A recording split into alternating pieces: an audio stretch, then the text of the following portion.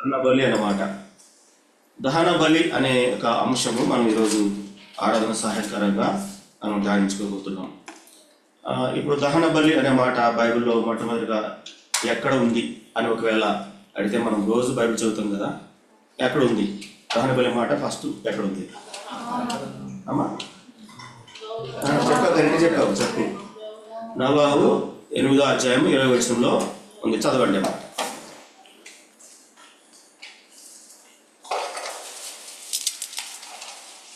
8వ అధ్యాయం 20వ వచనం అమ్మా. అప్పుడు నోవహు యెహోవాకు బలిపీఠము కట్టి పవిత్ర పశువులన్నిటిలోను పవిత్ర పక్షులన్నిటిలోను కొన్ని తీసుకొని ఆ పీఠము మీద దహన బలి అర్పించెను. అప్పుడు యెహోవా ఇంపైన సువాసన ఆగ్రహించి, ఇక మీదట నరులను బట్టి భూమిని మరలా శపించెను. ఎందుకనగా నరుల హృదయాలోచన వారి బాల్యము నుండి చెడ్డది. నేను ఇప్పుడు చేసిన ప్రకారముగా ఇకను సమస్త జీవులను. చాలా ఇక్కడ మనకు కనిపిస్తున్నటువంటి 20వ వచనంలో ఏం కనిపిస్తుందంటే, పవిత్ర పక్షుల్లోను పవిత్ర జంతువుల్లోనూ కొన్నిటిని తీసుకొని ఏం చేయమన్నాడు? బలిపీఠం మీద దహన బలి అర్పించమని. ఇంకెక్కడ ఉంది బైబిల్లో? అబ్రహాం. కరెక్టే. దానికంటే ఇంకేమైనా ఉందా? ఈ 8వ అధ్యాయం కంటే ఎక్కడైనా దహన బలి గురించి ఉందా? లేదు. ఎందుకంటే మళ్ళీ మీరు ఉందనుకొని చూస్తూ ఉంటారేమో. లేదు. కానీ బలిపీఠము, బలి అనే మాట ఉంది, బలి అనే మాట ఉంది బైబిల్లో. ఆరాధన ఉందా, ప్రార్థన ఉందా అంటే ఏది ముందు? ఆరాధన ఉందా, ప్రార్థన ఉందా? అయ్యా ఫస్ట్ ఆరాధనే. 4వ అధ్యాయం 5వ వచనం. హేబేలు బలి అమ్మా చదువు.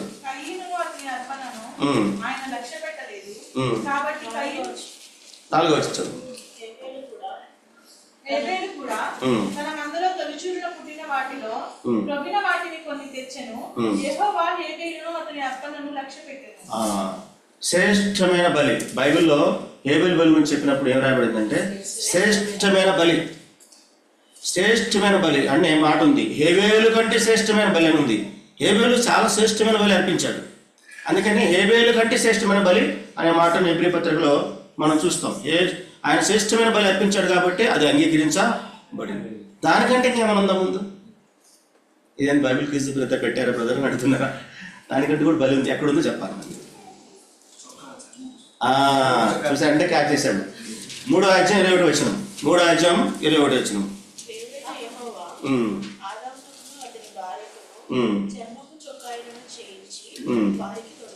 తొడిగించి అంటే ఏం చేశాడు? బలి అయింది. అసలు బలి అర్పణ అనే మాటను దేవుడు మొట్టమొదటిగా ఆయన చేసి చూపించి ఇలాగ చేయమని ఆజ్ఞాపించి ఉన్నాడు. బైబిల్ అంత స్పష్టంగా రాయబడలేదు. ఆరాధన క్రమాన్ని దేవుడే నేర్పించాడు. ఏం చేశాడు? ఆరాధన క్రమాన్ని దేవుడే నేర్పించాడు. ఇదిగో మీరు పాపం చేశారు కాబట్టి మీ పాప పరిహారం కొరకు, పాపం అనే మాట అక్కడ లేదు కానీ మీరు తప్పు చేశారు కాబట్టి దానికి మీకు ఏం జరిగింది? మీకు సిగ్గు తెలిసింది కాబట్టి మీరు స్వనీతితో మీరు కచ్చడములు చేసుకున్నారు కాబట్టి ఆ యాగు కాబట్టి వాటి కొరకు నేనేం చేయబోతున్నానంటే చర్మపు చొక్కాలను చేయించడానికి ఒక బలి అర్పణ చేస్తున్నానని చెప్పాడు. అది ఆదామవులకి క్లియర్గా అర్థమైంది. కానీ ఆదామవులు ఇద్దరికి కూడా చెప్పారు. ఎవరికి? హేబేలుకి కయ్యనికి ఇద్దరు చెప్పారు. బైబిల్ ఇంత పొడుగ్గా రాయబడలేదు.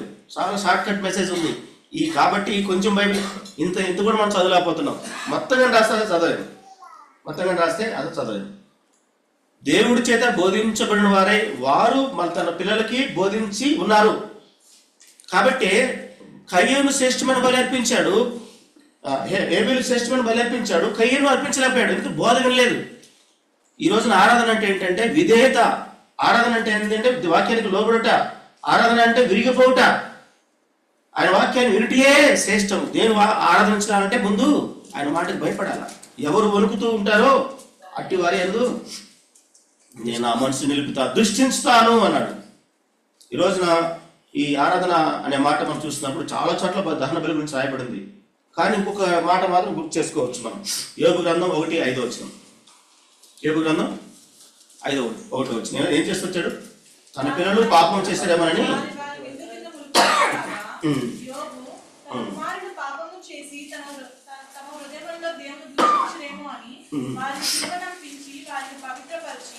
మరణోదయంలో లేచి వారిలో ఒక్కొక్కరి నిమిత్తమే దహన బలి అర్పించు చేయించు వచ్చెను. యోబు నిత్యము అలాగున చేయుచుండెను. యోబు నిత్యము అలాగూ చేయించును. ఇంకా తర్వాత కూడా కీర్తనలో చాటు ఉంది, ఆ తర్వాత చూద్దాము. దహన బలి అంటే దేవుడికి ఎందుకు ఇంత ఇష్టము, అది ఇప్పుడు ప్రశ్న. దహన బలి అంటే ఎందుకు ఇష్టము? దహన బలి చేయమని చెప్పాడా ఎక్కడన్నా? అంటే నిర్గమాకాండము లేక లేవికాండానికి ముందు దేవుడు ఆజ్ఞాపించాడా, నాకు ఇది కావాలి అని చెప్పాడా? ఈ విధంగా దహన బలి చేయాలని ఏమని చెప్పాడా? చెప్పుండొచ్చు, ఎందుకంటే బైబిల్లో లేదు.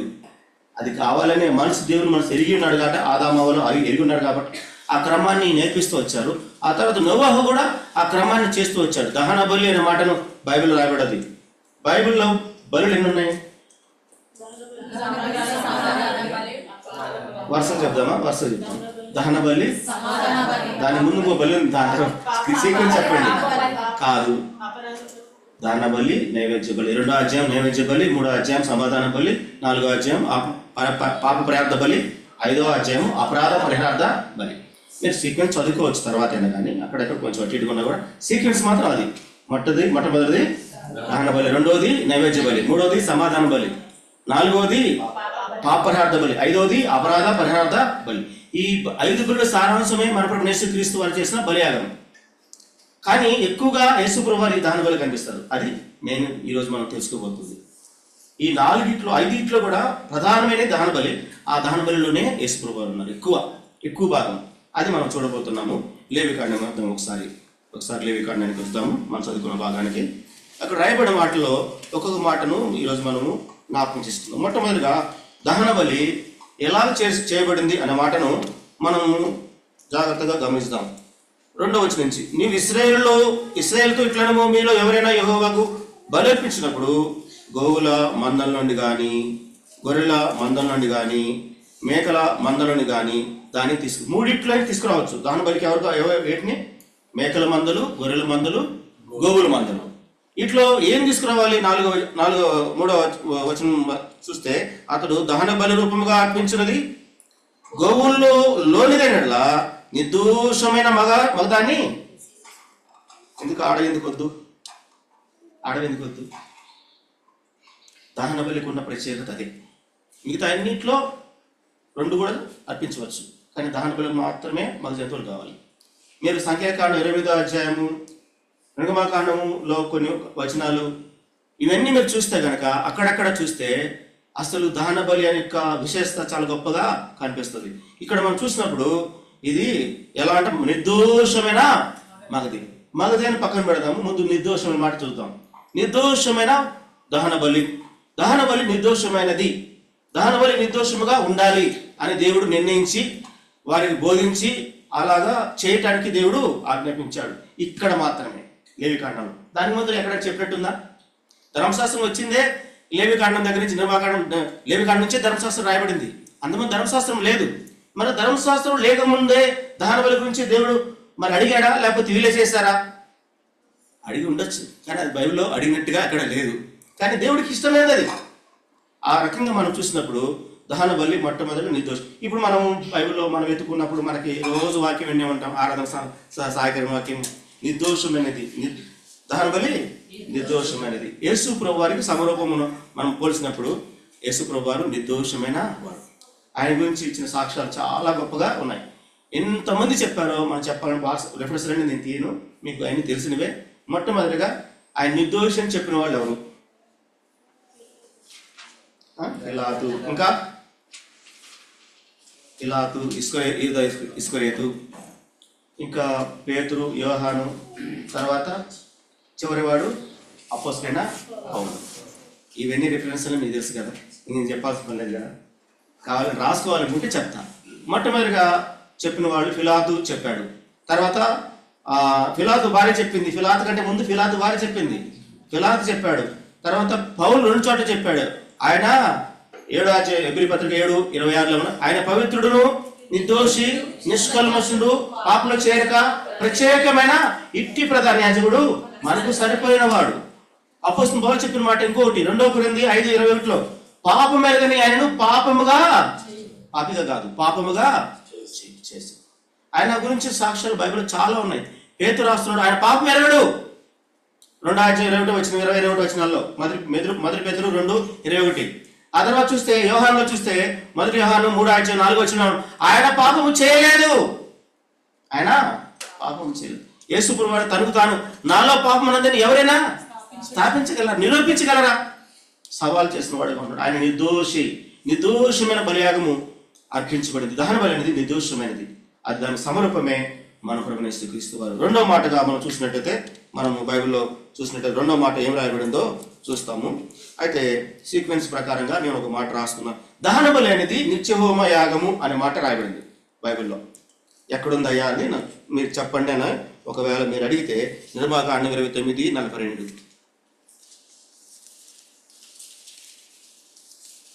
29:42.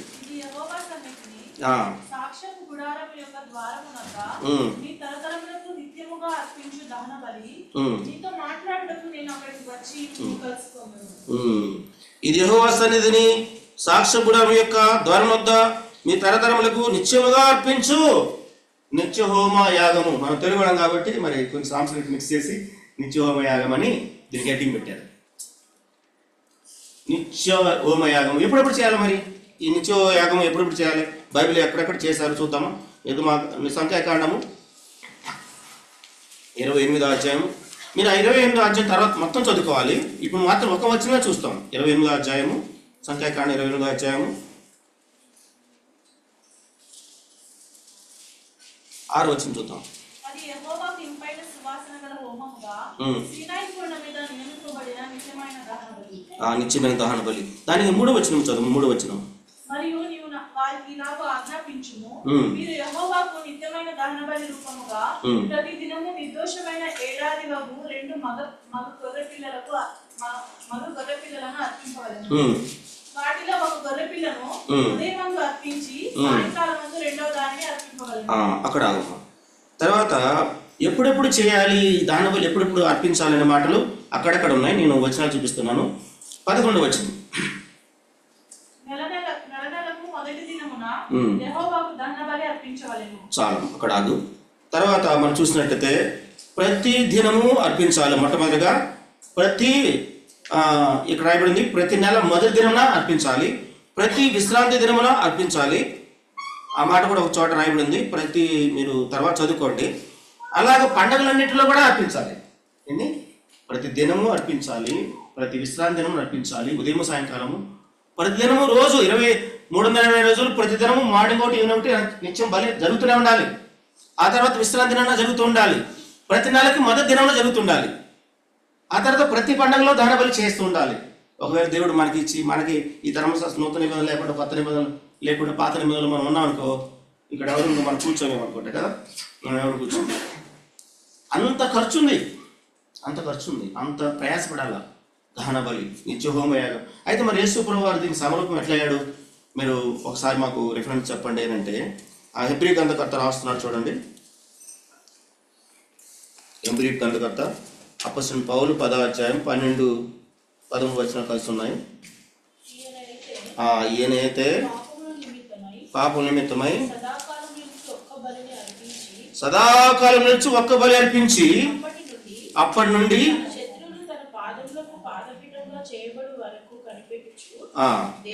దేవుని కుడిపార్శ్వన ఆశ్రయుడైన ఒక్క అర్పణ చేత ఈయన పరిశుద్ధపరచబడి వారిని సదాకాలమునకు సంపూర్ణులుగా చేసి ఉన్నాడు. అలడైపోయింది. యేసు ప్రభువారు నిత్య హోమయాగంగా నీ కొరకు నా కొరకు బలి అయిపోయి ఉన్నాడు. ఆయన చేసింది మాత్రం ఒక్కసారి, కానీ చేసింది ఒక్కసారి అయితే అది నిత్య హోమయాగముగా, నిత్యము నీ జ్ఞాపకం చేయబడేదిగా, నిత్యం నేను పరిశుద్ధపరిచేదిగా, నిత్యం నీతో మాట్లాడేదిగా, నిత్యం నీతో పలకరించేదిగా, నీకు జ్ఞాపకం చేసుకునేటట్టుగా చేయటానికి దేవుడు ఏం చేశాడట? ఒకే ఒక్కసారి బలి అర్పించి సదాకాలం నిలిచే బలిగా చేసి దాన్ని నిన్ను మొట్టమొదటిగా పరిశుద్ధపరిచి, యేసు ప్రభువా నేను పాపిని నన్ను కరుణించు అనగానే ఆయన రక్తంతో మనం కడిగి పవిత్రపరిచి పరిశుద్ధ స్థలం అని మందిరంలోకి తీసుకొచ్చి కూర్చోబెట్టాడు. ఆ తర్వాత నువ్వు చిన్న చిన్న తప్పులు తడకలన్నీ చేస్తూ ఉంటే మళ్ళా ప్రతిదినము ఆయన రక్తంతో కడుగుతున్నాడు.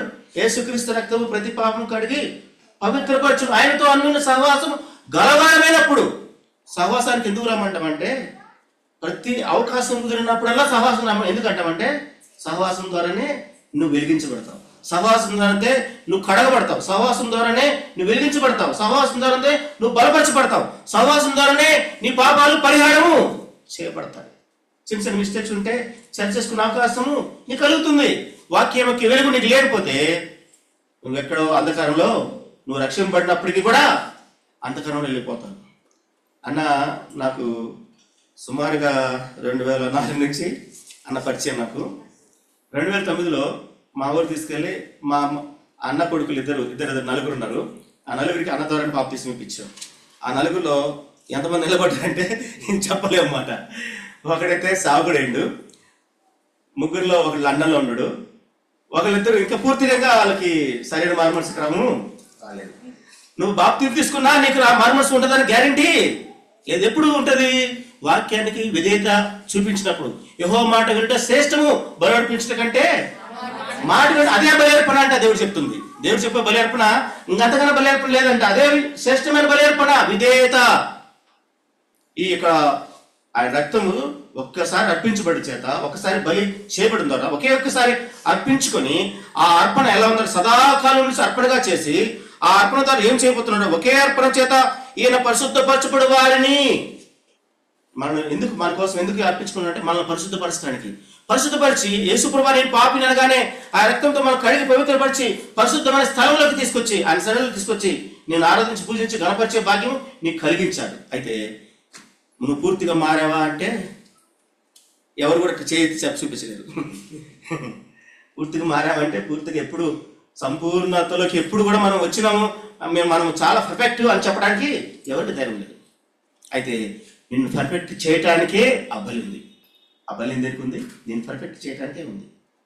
సదాకాలం నేను సంపూర్ణంగా చేయటానికి, అంతేకాదు సదాకాలం నేను పరిశుద్ధపరచడానికి, ఆ సదాకాలం ఉండే ఆ దేవుని రాజ్యంలో కూర్చుండే పెట్టేంత వరకు ఆ రక్తం పనిచేస్తుంది.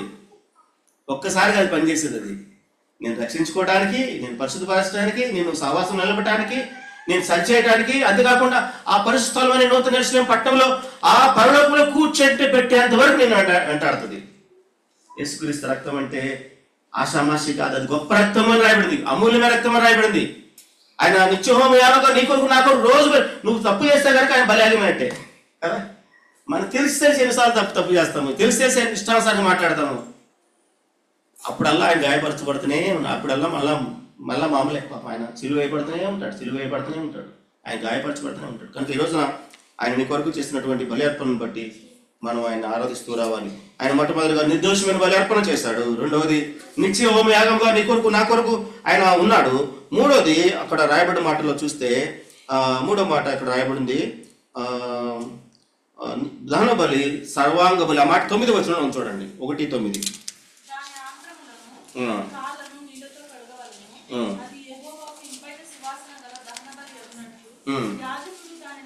దాని అంతయు అంత శరీరం అంతా అన్ని అవయవాలు మొట్టమొదటిగా ఏం చేయబడాలి? ఫస్ట్ అది ఒకవేళ గోవుల్లో అయితే కోడదొడ తీసుకురావాలి, మేకల్లో అయితే మేకపోతు తీసుకురావాలి, గొర్రెల్లో అయితే పొట్టేలు తీసుకురావాలి. అది నిర్దోషమై ఉండాలి, ఏ కళంకం లేనివై ఉండాలి. బైబిల్లో ఆ వచనాలన్నీ కూడా ఉన్నాయి కదా. ఆ బైబిల్లో ద్వితీయోపదేశ కాండంలో 17వ అధ్యాయము, ఆ తర్వాత 13వ అధ్యాయంలో ఆ మాటలు రాయబడ్డాయి. అది కళంకం లేనిదై ఉండాలి, ఏ కుంటిది కానీ గుడ్డిది కానీ ఉండకూడదు, ఏ జబ్బు కానీ లేకుండా ఉండాలి, నిర్దోషంగా ఉండాలి. అలాంటి అర్పణ చేయాలి. అయితే దేవుడు మన కొరకు ఆయన చేసినట్టు బలి అర్పణ అది ఎంతో శ్రేష్టమైన బలి అర్పణ, హేబేలు కంటే శ్రేష్టమైన బలి అర్పణ ఆయన నీ కొరకు నా కొరకు చేస్తున్నాడు. అయితే చివరిగా ఆ రెండో మాటను చూస్తే ఆ మాటలో ఏముంది? నిత్యహోమయాగంగా నీ కొరకు బలి అవుతూనే ఉన్నాడు, అది జ్ఞాపకం చేయబడుతుంది. మనం సువార్తకి వెళ్ళినా ఏం చెప్పాలి? యేసుప్రభువు శిలువ యాగం గురించి చెప్పాలి. ఇక్కడ నిలబడ్డ ప్రతిసారి కూడా కన్క్లూజన్ అనేది ఆయన శిలువ యాగం గురించి చెప్పకపోతే అది నీ బోధే కాదు, అది సర్వసత్యంలో లేరు వాళ్ళు అని అర్థం. ఏదో పిచ్చాపాటిగా మాట్లాడి ఏదో చెప్పేసి ఏదో లోతైన మాట చెప్పేసి ఆయన బలియాగం గురించి ఒక్క మాట గురించి చెప్పలేదంటే వాళ్ళ అబద్ధ బోధకులని అర్థం, వాళ్ళ అబద్ధాన్ని ప్రకటిస్తున్నారని అర్థం. కనుక ఈ రోజున ప్రభువు మనతో మాట్లాడుతున్నప్పుడు ఆయన చేసిన బలియాగాన్ని బట్టి మనం ఆయన ఆరాధిస్తున్నాం.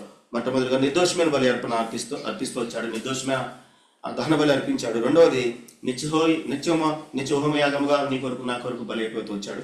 మూడవది ఆయన సర్వాంగ బలి. ఆయన అవయములు మనం చూసినప్పుడు ఇక్కడ ఈ దహన బలిపీఠంలో ఎలా ఉంటుంది? మొట్టమొదటి తల ప్రత్యక్ష గుడారం దగ్గరికి ఆ యొక్క గొర్రె పిల్లలు కానీ మేకపిల్లలు కానీ ఆవు కోడదోడు కానీ తీసుకురావాలి. అది ప్రత్యక్ష గుడారం ఎదుట దాన్ని కట్ చేయాలి. దాన్ని కట్ చేసిన తలను శుభ్రంగా కడిగి పక్కన పెట్టుకోవాలి. ఆ తర్వాత ఆంతర్య భాగాలన్నీ విడగొట్టాలి, బాడీని అంతా విడగొట్టాలి, వాటిని శుభ్రపరచాలి. అన్ని భాగాలని, కిడ్నీస్ని, లివర్ని, ప్రతి లోపల ఉన్న ఆంతర్య భాగాలు పేగులతో సహా శుభ్రపరచాలి. వాటిని అన్ని కూడా పక్కన పెట్టుకోవాలి. అతను దాని 4 కాళ్ళు ఉంటాయి కదా, కాళ్ళు కూడా కడిగి శుభ్రంగా పక్కన పెట్టుకోవాలి. వీటన్నిటిని తీసుకొచ్చి అక్కడ మేము పెట్టాలి. దీనికి మధ్యలో రక్తం ఏం చేయాలా? బలిపీఠం చుట్టూ రక్షించాలి. ఆ తర్వాత అందులో ముఖ్యమైన అంశం ఒకటి ఉంది, కొవ్వు కూడా తీసుకొచ్చి ప్రక్కన పెట్టాలా. కొవ్వు అనేది చాలా ఇంపార్టెంట్ దేవునికి. ఆ కొవ్వు కూడా బలిపీఠం మీద పెట్టాలి. ఎన్ని ఉన్నాయి? తల, ఆంతర్య భాగాలు, లోపల ఉన్న కొవ్వు, ప్రతి భాగంలో ఉన్న కొవ్వు, తర్వాత కాళ్ళు, ఇవన్నీ అన్ని వాళ్ళు అర్పించాలా. యేసు ప్రభువారు ఆయన అర్పించుకున్న విధానం ఎలా ఉంది? ఇక్కడైతే సర్వాంగ హోమం అని రాయబడింది బైబిల్ ఒక చోట సర్వాంగ బలి అని రాయబడింది. 1 సమూయేలు 7:9 వచనం.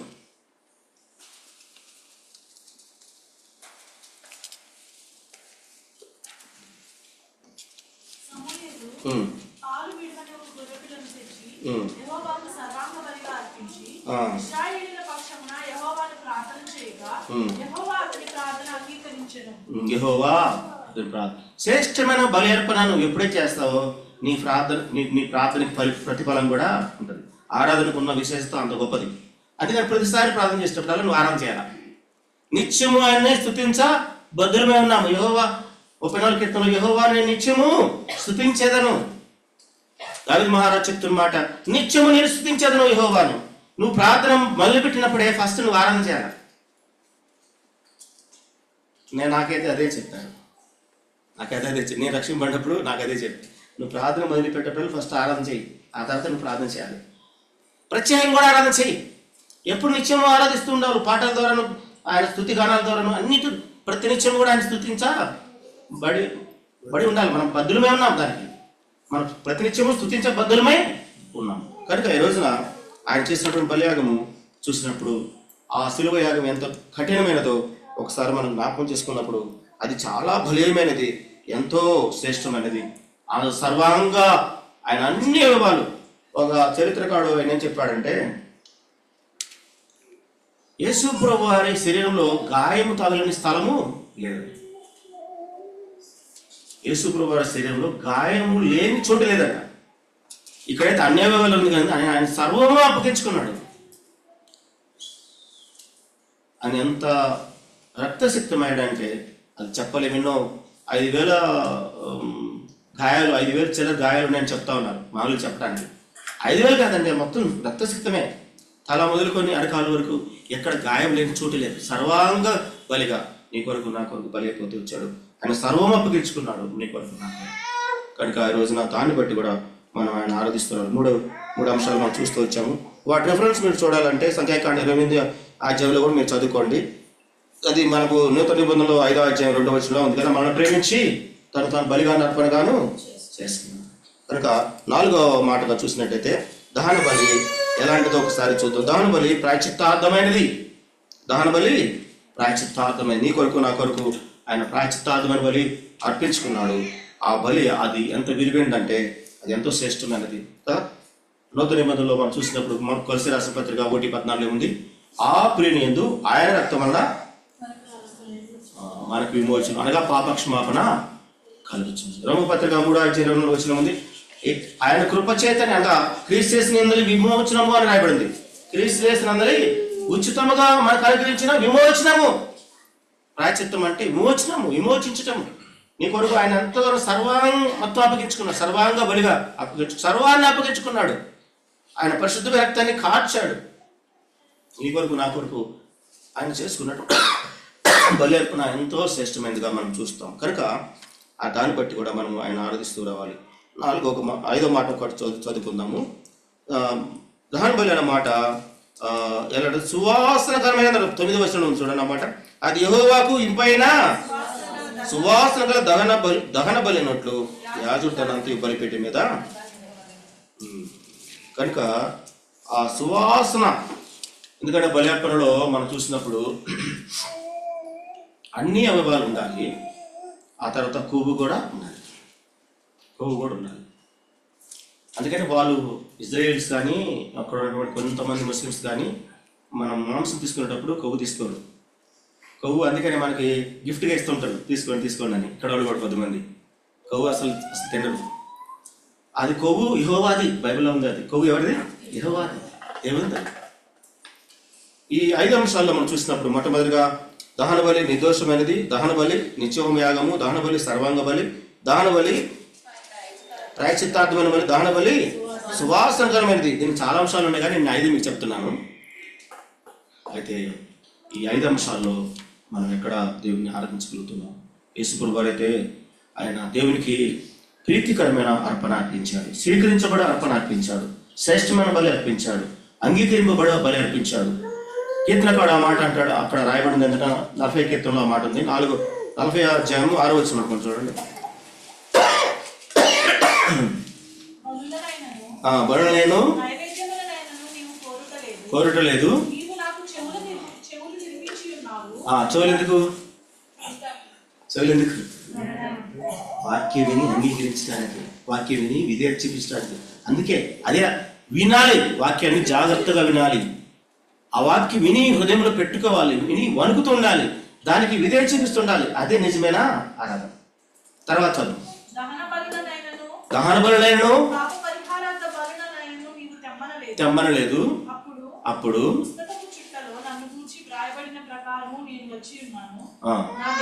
నా దేవా నీ చిత్తము నెరవేర్చడం నాకు సంతోషము, నీ ధర్మశాస్త్రం అంతయు నా ఆంతర్యంలో ఉన్నది, నా పెదవులు మూసుకొనక మహాసమాజంలో నీ సువార్తను ప్రకటించి ఉన్నాను. చాలు, యేసు ప్రభువారు పలికిన మాట ఇది. ఆయన ప్రభా పుస్తకం చుట్టలో నువ్వు ఏదైతే రాసావో దాని ప్రకారం నేను వచ్చినాను, నీ ఆంతర్యమంతా నీ చిత్తమంతయు నేను నెరవేర్చడానికి వచ్చినాను. నేను నీకు అంగీకారకృతమైనటువంటి అర్పణ నేను చేస్తున్నాను. బైబిల్లో కానీ మన ప్రపంచం అంతటిలో కానీ శ్రేష్టమైన వాడు లేక సంపూర్ణంగా దేవుని చిత్తాన్ని సంపూర్ణంగా 100% నెరవేర్చిన వారిలో ఒక యేసుప్రభువు ఒక్కడే ఉన్నాడు, ఇంకెవరు లేరు. ఒకవేళ ఎవరైనా చిత్తానుసార మనుషుడు అంటే చెప్పుకోవడానికే అది పనికి వస్తుంది. అది 100% దేవుని చిత్తాన్ని సంపూర్ణంగా ఎవరు చేయలేదు. ఎంత పెద్ద సువార్తికుడు, ఎంత పెద్ద సేవకుడైనా ఆ మాట ఆయన ధైర్యంగా చెప్పలేడు, ఎవరు కూడా చెప్పలేరు. యేసుప్రభువు ఒక్కడే చెప్పగలుగుతాడు. ప్రభా నీ చిత్తాన్ని సంపూర్ణంగా నెరవేర్చాను, నీ ఆంతర్యంలో ఉన్నదంతా నేను నెరవేర్చాను, నువ్వు నా గురించి ఏదైతే చెప్పావో అదంతా నేను నెరవేర్చాను, నీకు ఇష్టమైన బలి అర్పణ నేను చేశాను, నీకు ఇష్టంగానే జీవించాను, నువ్వు ఏదైతే నాకు చెప్పావో సమస్తమును సంపూర్తి చేశాను. శ్రేష్టమైన బలి అర్పణ నీ కొరకు నా కొరకు చేస్తున్నాడు. అలాంటి అర్పణతో మనం కూడా ఆయన దగ్గర రావాలి. అయితే కొన్ని మాటలను మనం జ్ఞాపకం చేసుకుందాము, సాదృశ్యమైన మాటలను జ్ఞాపకం చేసుకుందాము. ఇక్కడ రాయబడింది కదా, తల. మొట్టమొదటిగా తల కట్ చేయబడాలి. ఏం చేయబడాలి? తల కట్ చేయాలి. తల దేని చూపిస్తుంది? అధికారం, మంచిది. ఇంకా తల అంటే జ్ఞానము, వివేకము. ఆరాధించేటప్పుడు ఏముండాలి? మనకి జ్ఞానం ఉండాలి, వాక్యం బాగా వినాలి, దేవుని ఎలాగ ఆరాధించడం అనేది తెలిసి ఉండాలి.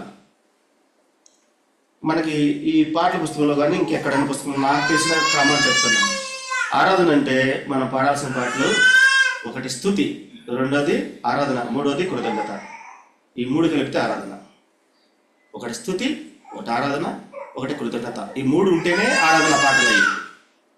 సువార్త పాటలు కూడా పాడిస్తున్నారు అక్కడక్కడ. నాకు తెలియక ఇంత ప్యాటర్న్లో ఉన్నారు, క్రమం తెలియలేదు కానీ నాకు బాధ కలుగుతుంది ఒక్కోసారి. ఇంత ప్యాటర్న్లో ఉండి ఏ పాటలు ఎప్పుడు పాడాలో తెలియకపోతే ఏంటది? ఆరాధన అంటే స్తుతి, ఆరాధన, కృతజ్ఞత. మనకి హెడ్డింగ్స్ పెట్టారు, కావాలంటే హెడ్డింగ్స్ పెట్టారు. అది తప్పకుండా పాడాల్సిందే. అన్న పాట ఈరోజు మన పాటలు నాకైతే 2 పాటలు రావు, ఎందుకంటే అంత పెద్ద సంఘంలో ఉన్నా కూడా వాళ్ళు పాడరు ఆ పాటలు. కెర్మేల్ సంఘంలో, ఈజీ చర్చిలో ఆ పాటలు ఎప్పుడు పాడలేదు, నాకు రావు. అక్కడ దాంట్లో ప్రతి వచ్చిన అక్కడక్కడ యేసుప్రభువారి బలియాగము, యేసుప్రభువారి ఆరాధన, యేసుప్రభుని కనపరచడం అక్కడక్కడ ఉన్నాయి. హెడ్డింగ్స్ లేకపోయినా కూడా ఉన్నాయి. ఉండాలి కంపల్సరీ. ప్రతి వచనంలో ఆయన బలియాగా ఉండాలి. ఆయన గనపరిచే విధానము స్తుతి అనే మాట ఉండాలి. కంపల్సరీ స్తుతి అనే మాట ఉండాలి. ఆ మాట ఉంటేనే మనం పాడాలి. ఆరాధన, పూర్ణ జ్ఞానము, తర్వాత పూర్ణ మనసు. మనసు ఎక్కడ ఉంటుంది? మెదస్సులోనే ఉంటుంది మనసు కూడా. పూర్ణ మనసు, పూర్ణ వివేకము, పూర్ణ జ్ఞానము ఈ తల చూపిస్తుంది. దానికి ముందు ఏం చేయబడాలి? తల కట్ చేయబడాలి. నీ తెలివితేటలు కాదు, నీ సునీతి కాదు, నీ జ్ఞానం కాదు, నువ్వు అనుకున్నట్టు కాదు నీ ఆరాధన. ఆయన అనుకున్నట్టు నువ్వు చేయాలి. నువ్వేదో ఒక క్రమాన్ని మనం ఏర్పాటు చేసుకుని ఇదే క్రమం అనుకుంటే పొరపాటు. అది ఆయన అడిగిన క్రమం నువ్వు చేయాలా. ఆయన ఎలా చేశాడో అలా చేయాలి మనం. యేసుప్రభు వారే నీకు ఆరాధన క్రమాన్ని నేర్పించాడు. బైబిల్లో యేసుప్రభు తర్వాత ఆరాధన క్రమాన్ని నేర్పించిన వాళ్ళు ఒకే ఒక్కడు ఉన్నాడు. ఎవరు చెప్పండి? యేసుప్రభు కంటే ముందు వాడు ఎవరు చెప్పాలి? ఆరాధన అసలు ఎలా చేయాలని చెప్పిన వాళ్ళు ఎవరు చెప్పాలి? బైబిల్ ఒక్కడే ఒక్కడు, దావీదు మహారాజు ఒక్కడే ఒక్కడు. ప్రార్థన క్రమాన్ని నేర్పించింది ఆయనే, ఆరాధన క్రమాన్ని నేర్పించింది ఆయన. దావీదు మహారాజు ఏమంటున్నాడు తెలిసిన ఒక చోట 57 కీర్తన 16-17 వచనంలో ఏమన్నాడు చెప్పండి ఒకసారి. అమ్మా చదువు, అదే మాట చదువు. 16-17 51 16-17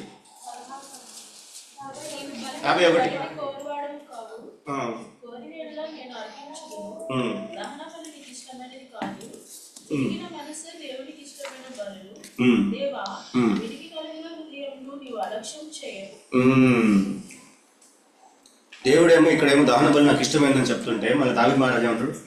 దహన బలి కూడా నీకు ఇష్టమైంది కాదు ప్రభువా. స్టేట్మెంట్ ఇస్తున్నాడు. ఆరాధన క్రమాన్ని మనం నేర్పిస్తుంది ఆయనే. అప్పుడేమో దహన బలి నాకు ఇష్టమైన దేవుడు చెప్పాడు, చేశారు.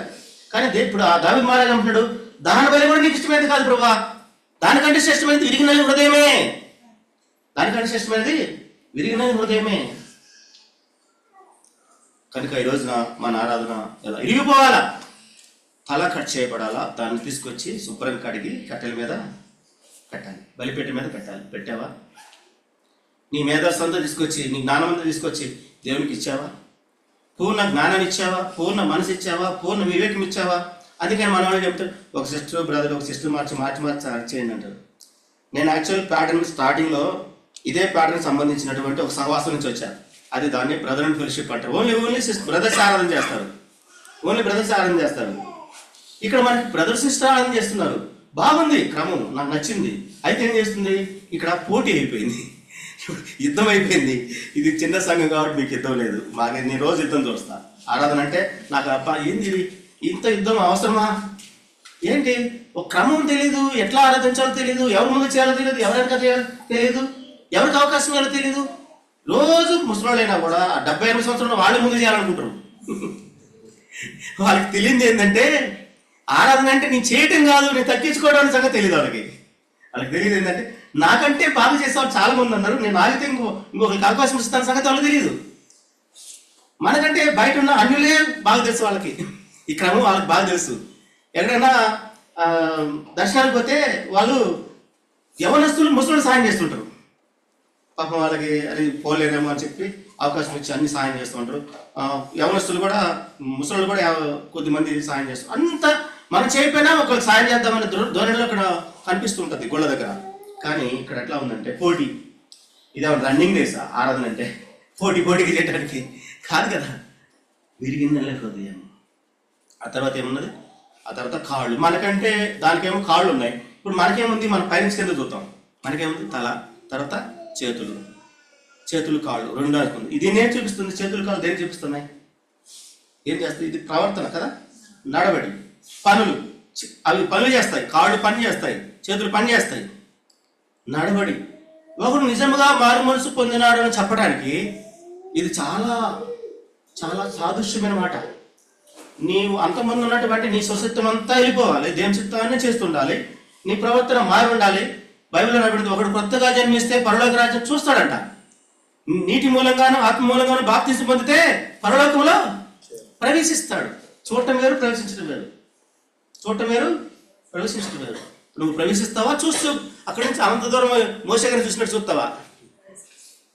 మోసే గారి కొండకి ఇదిగో చూడు, అంతే, నీకు ప్రవేశం లేదన్నాడు దేవుడు. నువ్వు చూస్తావా? ప్రవేశిస్తావా? కనుక ఈ రోజున దేవుడు మనతో మాట్లాడుతున్నమాట నూతన నిబంధనలో ఒక మాటను దానికి సాదృశ్యంగా చూపించి ముగిస్తాను. మార్కు సువార్త 12:31.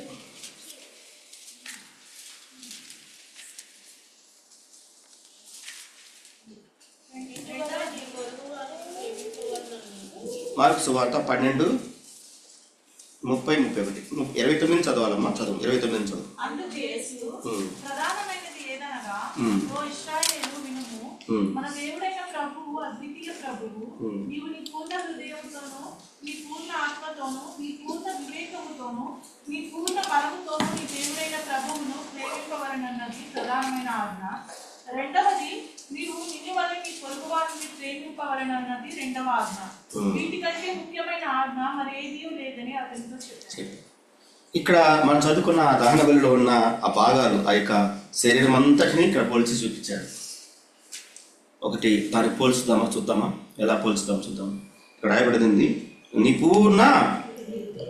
పూర్ణ హృదయము, అది మధ్యలో ఉంది. నేను పైనుంచి చూపిస్తున్నాను. ఇక్కడ రాయబడింది పూర్ణ వివేకము తల, పూర్ణ వివేకము తల. తర్వాత పూర్ణ హృదయము ఆంతర్య భాగాలు, లోపల ఇంటెన్స్, ఈవెన్ లోపల ఉన్నటువంటి విడి భాగాలు, లోపల హార్ట్, లివర్, కిడ్నీ, ప్రేగులు, అన్ని భాగాలు, ఆంతర్య భాగాలు అంటే హృదయాన్ని చూపిస్తుంది. నీ పూర్ణ మనసు, నీ మనసు మారాలి. ఫస్ట్ దేవుడిని నీవు ఆరాధించాలంటే నీ మనసు పూర్ణ మనసు. 180 డిగ్రీ స్కేల్ తెలుసు కదా, 0 నుంచి 180 ఉంటుంది. 0 నుంచి 180కి వెళ్ళిపోవాలి. నువ్వు పూర్తిగా చరణ అవ్వాలి, పూర్తిగా లోకానికి వీపు చూపించాలి. అది ఇష్టమైన బలి అర్పణ. ఆ తర్వాత పూర్ణంగా నీ మనసు మార్చుకొని పూర్ణ వేగంతో, పూర్ణ మనసుతో నువ్వు ఆరాధన చేస్తూ ఉండాలి, ఆయన కనపరచాలి. లోకానికి వీపు చూపించడమే దేవుని ఆరాధన. లోకానికి వీపు చూపించడమే దేవుని కనపరుస్తారు. ఆ తర్వాత పూర్ణ హృదయము, నీ ఆంతర్యం అంతా కడగబడాలి. లోపల ఆ విడి భాగాలన్నీ కూడా శుభ్రంగా పరిచి ఆ పరిపేట మీద పెట్టాలి. పూర్ణ హృదయంతో దేవుని ఆరాధించాలి. ఆ తర్వాత రాబడి పూర్ణ బలం అని కూడా ఉంది కదా ఇక్కడ. పూర్ణ బలముతో. కొవ్వు దేని చూపిస్తుంది అంటే బలాన్ని చూపిస్తుంది, పూర్ణ ఆత్మను చూపిస్తుంది. కొవ్వు దేనికి గుర్తుందంటే, కొవ్వుని కరగబెడితే ఏమవుతుంది? కొవ్వుని మనం పెనంలో వేసి హీట్ చేస్తామనుకో, వేడి చేస్తే నూనె అవుతుంది. అదే అమ్మ చెప్పేది, నూనె అవుతుంది. ఆ కొవ్వు ఏమవుతుంది? నూనె అవుతుంది. నూనె బైబిల్ దేనికి గుర్తుంది? పరిశుద్ధాత్మ గుర్తుంది. ఆ కొవ్వు ప్రతి కీలులో ఉండాలి, ప్రతి జాయింట్లో ఉంటుంది. ఉంటేనే బలంగా ఉంటాం. మనం ఆ కొవ్వు ఉంటేనే ఎంత ఉండాలో అంత ఉంటే మనం ఆరోగ్యవంతులు. అసలు లేకపోతే కూడా ప్రాబ్లము, ఎక్కువైతే కూడా ప్రాబ్లమే. ఉండాలి, కంపల్సరీగా ఉండాలి. కొవ్వు లేకపోతే అది మనిషే కాదు. కొవ్వు ఉండాలి. ఆ కొవ్వు దేనికి ఉండాలంటే దేవుని కనపరచడానికి ఉండాలి. ఆ కొవ్వు దేని చూపిస్తుంది? నీ పూర్ణ బలం. నేను అన్న చూశాడు మా పరిచర్య అక్కడ ఊర్లో, మా గుంటూరు జిల్లాలో, మరి మాచల దగ్గరలో, కారంపొడి మాచల దారిలో మా ఊరు చిన్న ఊరు నర్మలపాడు. అన్న మా ఊరు కూడా వచ్చి పరిచర్య చూశాడు. ఆ పరిచర్య మందిరం కట్టేటప్పుడు నేను అప్పటికి ఒక కంపెనీ, నేను బిజినెస్ చేస్తున్నాను, లిఫ్ట్ సంబంధించిన బిజినెస్. దేవుడు నన్ను ఆస్వాదించగా 2001లో నేను ప్రారంభించిన తర్వాత ఆస్వాదించగా కొంత అమౌంట్ దేవుడు నాకు ఇచ్చాడు. అప్పటికి ఇక్కడ ఏమీ సెంటు భూమి లేదు, ఒక గజం స్థలం లేదు, ఏమి ఇల్లు ఇవ్వలేదు, రెంటెడ్ హౌసెస్. అలా ఉన్న టైంలో దేవుడు నాకు కొంత అమౌంట్ ఇచ్చాడు. సమ్ ల్యాక్స్. అయితే నేనేం చేయాలా? అప్పుడు 3 లక్షలు 4 లక్షలు పెడితే ఒక 100 గజాలు వస్తుంది అన్న, అంతే కదా. అది కొనుక్కుంటే ఇప్పుడు అది ₹1 కోటి అవుతుంది. అప్పుడు ఆ 3 లక్షలు 4 లక్షలు పెట్టి కొనుక్కుంటే ఇప్పుడు ₹3 కోటి అవుతుంది. కానీ నేను నా కోసం నేనేం ఆలోచించాల. నా కోసం అది అప్పుడు చాలా వాల్యుబుల్ అమౌంట్ అది, కానీ నా కోసం నేను ఆలోచించాల. మరి ఇక్కడ ఏమన్నా మనకేం బాగా మేము రిచ్గా ఉన్నామా, ఇక్కడ మనం సంపాదించుకున్నామా అంటే అది కూడా లేదు, రెంటెడ్ హౌస్. కానీ దేవుడు ఒకటి మనసు ఇచ్చాడు. నీకు ప్రథమ ఫలంగా ఒకటి ఇచ్చా, నీకు దాన్ని నా కొరికి. ప్రథమ ఫలంగా నీకు ఒకటి ఇచ్చాను, నువ్వు దానికి నా కొరికి అని పోయి అక్కడ ఖర్చు పెట్టి 2006లో డెడికేషన్ అయింది. డెడికేషన్ అయినప్పుడు కూడా 15 మందికి బాప్తిస్తా జరిగింది. ఇక్కడ హైదరాబాద్ నుంచి ఒక బ్రదర్ తీసుకెళ్ళాను, జోబ్దాస్ అని, శ్రీనగర్ కాలనీలో ఉంటారు. అది అయిపోయిన తర్వాత 5 సంవత్సరాలు పరిచర్యలో అన్న కూడా అప్పుడు వచ్చాడు. 5 సంవత్సరాల పరిచర్య. పూర్ణ బలాన్ని దేవుని కొరకు ఇవ్వటం అంటే ఏంటి? నీ సంపాదన, నీకున్నది, నీ కలిగి ఉన్నది ఏది అంతా, నీ ఆరోగ్యము, నీ బలము, నీ ధనము, నీ సర్వము. పాట పాడతాం కదా, నా సర్వమైన యేసు అంటాం కదా, నా సర్వమైన ప్రభు అంటాం, కానీ సర్వం మనం ఇవ్వము. దేవుడు నాకు ఇచ్చినటువంటి ఆయన ఇచ్చిన తలంపుని బట్టి నేను ఏం లేకపోయినా, నా దగ్గర ఏం లేకపోయినా మొత్తం తీసుకెళ్ళి దేవుని సేవకి, పరిచయ కొరకు, మందిరం కొరకు ఇవ్వడం జరిగింది. ఆ తర్వాత దేవుడు నాకు ఒక ఇండిపెండెంట్ హౌస్ ఎర్రగడ్డలో ఇచ్చాడు, మియాపూర్లో కూడా ఒక ఫ్లాట్ ఇచ్చాడు. అది అన్నకు కూడా తెలుసు. ఈ విధంగా దేవుడు మనం ఆయన ప్రేమించే దాన్ని బట్టి, మనం ఆరాధించే దాన్ని బట్టి, మనం ఆయన కనపరిచే దాన్ని బట్టి నన్ను కనపరిచే వారిని కనపరుస్తారు. కాబట్టి పూర్ణ బలము, పూర్ణ వివేకము, పూర్ణ హృదయము, పూర్ణ ఆత్మ, ఈ యొక్క 4 భాగాలు అక్కడ రాసింది. తల, ఆంతర్య భాగాలు, కాళ్ళు, తర్వాత సర్వం కూడా ఉంది. కానీ సర్వం మాత్రం యాజకుడిది. అతన్ని తర్వాత చదువుకోండి, అది కంటిన్యూషన్లో ఉంటుంది. కానీ యేసు ప్రభు వారు ఆయన శరీరం కూడా అప్పగించుకున్నాడు. అక్కడైతే చర్మము అప్పగించబడదు, చర్మము దహన బలిలో ఉండదు. కానీ ఈ లేవి కాండంలో చెప్పబడక ముందు చర్మాన్ని కూడా ఇచ్చేవాళ్ళు. మొత్తం డైరెక్ట్గా తీసుకెళ్ళి అక్కడ చంపి అట్లని విడిభాగాలు విడగొట్టకుండా డైరెక్ట్గా ఆ బలిపీఠం మీద పెట్టి దహించేసేవాళ్ళు. కానీ ఇక్కడ క్రమం ఏం చెప్పారంటే దాన్ని కట్ చేయాలి. తల కట్ చేయబడాలి, కాళ్ళు కట్ చేయబడాలి, లోపల ఆంతర్య భాగాలను విడగొట్టాలి, వాటిని శుభ్రపరచాలి, నీటితో కడగాలి, వాటిని శుభ్రపరిచి పవిత్రపరిచి వాటిని తీసుకొచ్చి అన్ని కూడా ఎట్లా పెట్టాలి, కట్టెల మీద చక్కగా పేర్చాలి. మనం ఆరాధన పేర్చినట్టు ఉండాలి. ఆరాధన పేర్చుకోవాలా. దేవుని యొక్క వాక్యం వినికిడిలో ఎలా ఆరాధించాలి, ఎలా క్రమము ఏంటి, క్లుప్తమైన విధానంలో ఎలా దేవుని ఆరాధించగలము, మనము మన హృదయం లోపల నుంచి ఎలాగా ఆయన ఆరాధించగలము అనేది మనము జాగ్రత్తగా మనం బేరు వేసుకొని వరుస క్రమంలో దేవుని గణపరుస్తూ రావాలి. వచ్చేటప్పుడు ఆరాధించేటప్పుడు ఒకళ్ళు ఆరాధిస్తున్నప్పుడు ఆ మాటలు మళ్ళీ రిపీట్ కాకుండా చూసుకోవాలి. ఆ మాటలు మళ్ళీ మనం కాపీకి చేసి ఆరాధించకూడదు. ఆల్రెడీ ఒక అంశం మీద ఆరాధన చేసింది, ఒక మాట మీద ఆరాధన చేసింది ఒక సిస్టర్, ఇంకొక అంశం తీసుకో, ఎన్నో మాటలు దేవుని వాక్యం నుంచి నీకు అందించబడుతున్నాయి, నీ దృష్టికి తీసుకురాబడుతున్నాయి. జ్ఞానంగా ఆరాధించాలా, యుక్తంగా ఆరాధించాలి, క్లుప్తంగా ఆరాధించాలి. అంతేకాకుండా యవనస్తులు మొట్టమొదటిగా ఆరాధించాలి. ఆరాధన క్రమంలో మొట్టమొదటిగా ఆరాధించాలి. ఎందుకు ఆరాధించాలి? నేను రక్షణ పడ్డప్పుడు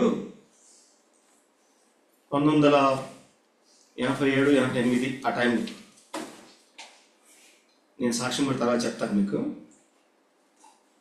ఒక 2-3 సంవత్సరాలు బాప్తిజం తీసుకొని ఇవ్వరు. అట్లా ఎప్పుడు పెడితే అప్పుడు తీసుకొని ఇవ్వరు. నువ్వు సహవాసానికి రావాలి, వాక్యము వినాలి, నీ సాక్ష్యాన్ని కాపాడుకోవాలి. మేము నిన్ను గమనిస్తుంటాము, నువ్వు మార్పు పొందినవో లేదో కూడా నిన్ను టెస్ట్ చేస్తుంటాము. అప్పుడు మాకు కలిగితే నీకు అప్పుడు బాప్తిజం ఇస్తాం. మాకు కలిగితే నువ్వు నిజంగా సాక్ష్యంగా జీవిస్తున్నావు, నీలో మార్పు కలిగిందని మా దృష్టికి వచ్చింది, నీలో చాలా మార్పు వచ్చిందని మేము గమనిస్తే అప్పుడు మేము పిలిచి నీకు బాప్తిజం ఇస్తాం. అప్పుడు అంత కఠినంగా ఉంది కాబట్టి మాకు ఆ విషయాలను అర్థమైనవి. నేను నా మార్పు పొందినని నేను చెక్ చేసుకుంటున్నా. ఎట్లా? అంతకుముందు సినిమా పిచ్చోడిని, ఆ సినిమా మీద కొంచెం కూడా లేకుండా చేశాడు దేవుడు. యవనస్తులుగా ఉన్నాను, చిన్న ఏజ్లో ఉన్నాను, 16-17 సంవత్సరాలు. నేను రక్షణ పడ్డప్పుడు 15 ఉంటాయి, 14-15 ఉంటాయి. ఆ ఏజ్లో కూడా నా చూపుని, నా ఆలోచనని, నా తలంపుని, నా యొక్క ప్రవర్తనని ఎలా కాపాడుకోవాలి అనేదే పూర్తిగా దాని మీద కాన్సన్ట్రేషన్ ఉంది. ఎవడు ఎంతమంది వచ్చి డైవర్ట్ చేయడానికి ప్రయత్నించినా కూడా కొంచెం కూడా పక్కకి వెళ్ళిపోయే అవకాశం లేకుండా, కుటుంబ ప్రార్థన ఇంట్లో ఉంటే, వ్యక్తిగతంగా ఉంటే, హాస్టల్స్లో ఉన్నప్పుడు రూమ్ తీసుకున్నప్పుడు వ్యక్తిగతంగా మనం దేవుని సంబంధము, అన్యుని సహవాసము, సంఘంతో అన్యుని సహవాసము, బైబిల్ స్టడీ, ప్రార్థన కూడికలు, యవనస్తుల కూడికలు, ఆరాధన సమయంలో ఆరాధనలో కూర్చోవడం, అంత సహవాసం చేయడం ద్వారానే మనం మార్పు పొందుతాం. మన ఇంట్లో కూర్చోండి మార్పు పొందాం. ప్రభు పిల్లలతో సహవాసం చేస్తూ ఉండాలి. అప్పుడు మనకి ప్రభుత్వ సహవాసం పెరుగుద్ది, అన్యుని సహవాసం పెరుగుద్ది, పరిశుద్ధత కలుగుద్ది. లోకంలో తిరిగి నేను మారుమనసు పొందిన 20 గంటలు బయటలో తిరుగుతున్నావు అనుకో, ఎక్కడో చాట నువ్వు కలిసిపోతావు. ఈరోజు మన ఆరాధన ఎలా ఉంటుంది అని మనం ప్రశ్న వేసుకున్నప్పుడు మొట్టమొదటిగా పూర్ణ మనసుతో దేవుని కనపరుస్తూ రావాలి, పూర్ణ హృదయంతో కనపరుస్తూ రావాలి, పూర్ణ ప్రవర్తనగా, పూర్ణ వివేకము, పూర్ణ జ్ఞానము, పూర్ణ బలము, పూర్ణ ఆత్మతో దేవుని కనపరుస్తూ రావాలి. అలాంటి ఆరాధన మనం విషయం. ఆరాధన లేక దేవుని గణపరిష్ట అనే అంశం. అందుకని బలిపీఠం గురించి, బలి గురించి మనము వాళ్ళ ఆరాధన వర్తమానంలో జ్ఞాపకం చేసుకుంటూ వచ్చాం.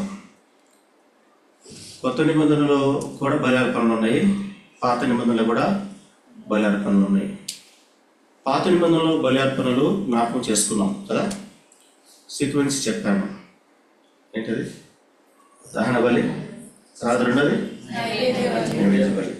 ఎందుకంటే మనం నోటి మాటతో చెప్పుకోవడం కాదు, అక్కడ రాసున్నది. 2వ అధ్యాయం స్టార్ట్ నైవేద్య బలి అనే మాట. 1వ అధ్యాయంలో దహన బలి, 2వ అధ్యాయంలో దహన బలి, నైవేద్య బలి, 3వ అధ్యాయంలో సమాధానం. ఇలాగ బలుర్పణలు ఉన్నాయి. అవన్నీ కూడా యేసు ప్రభువారు నిర్దేశించి రాసినవి. వాటి యొక్క సమకూర్పు అంతా యేసు ప్రభువారు నెరవేరింది. అయితే నూతన నిబంధనలో కూడా కొన్ని బలుర్పణలు ఉన్నాయి. అవి మనం చేయాల్సిన పనులు. ఒకటి యేసు ప్రభువారు చేశారు, మిగతా అన్ని మాయే. ఇప్పుడు ఈరోజు అది జ్ఞాపకం చేసుకుందాం. మొట్టమొదటిగా యేసు ప్రభువారి బలి అర్పణ, యేసుక్రీస్తు వారి యొక్క శిలువ యాగము, రెండవది మన విశ్వాస యాగము, మూడవది సజీవ యాగము, నాలుగవది ప్రీతికరమైన యాగములు. ఆ విషయాలు మనం ఒక్కొక్కటిగా మనం జ్ఞాపకం చేసుకుందాం. మొట్టమొదటిగా మనం చూసినప్పుడు యేసు ప్రభువారు మన కొరకే ఏ విధమైనటువంటి విధానంలో ఆయన బలి అర్పణ చేస్తూ వచ్చాడో మనం గమనిస్తూ వచ్చాం. అందులో మనము ఏం చేసాము? విశ్వసించాము. అది విశ్వాస యాగము. ఆ మాట ఎక్కడుంది అని అంటే ఫిలిప్పీయులకు రాసిన పత్రిక 2వ అధ్యాయం 17వ వచనం. అపొస్తలుడైన పౌలు ఫిలిప్పీయులు మీ విశ్వాస యాగములోను దాని సంబంధమైన సేవలోను నేను పానార్పణముగా పోయబడినను నేను ఆనందించి మీ అందరితో కూడా సంతోషించును. ఫిలిప్పీయుల పత్రిక 10వ అధ్యాయం 12, 13 వచనాల్లో యేసు ప్రభు వారి యొక్క శిలువ యాగము. ఇక్కడ ఏం చూస్తున్నాము? విశ్వాస యాగము. రెండవది ఏంటి? విశ్వాస యాగము. మూడవది ఏంటి? స్తుతి యాగము. మూడవది ఏంటి? మూడవది స్తుతి యాగము. నాలుగవది సజీవ యాగము. రోమా పత్రిక 12వ అధ్యాయం 1-2 వచనాలు సజీవ యాగం. ఐదవది ప్రీతికరమైన అర్పణలు. ఫిలిప్పీయులకు రాసిన పత్రిక 4వ అధ్యాయము 18వ వచనం. నాకు సమస్తము సమృద్ధిగా కలిగి ఉన్నది. మీరు పంపిన వస్తువులు ఎపఫ్రోదితు వలన పుచ్చుకొని ఏమీ తక్కువ లేక ఉన్నాను. అవి మనోహరమైన సువాసనయు దేవునికి ప్రీతికరమును ఇష్టమైన యాగమునై ఉన్నవి. అందుకే ఇబ్రీ పత్రిక కూడా మళ్ళొకసారి ఆ మాట జ్ఞాపకం చేస్తున్నాడు. 13వ అధ్యాయము 16వ వచనం.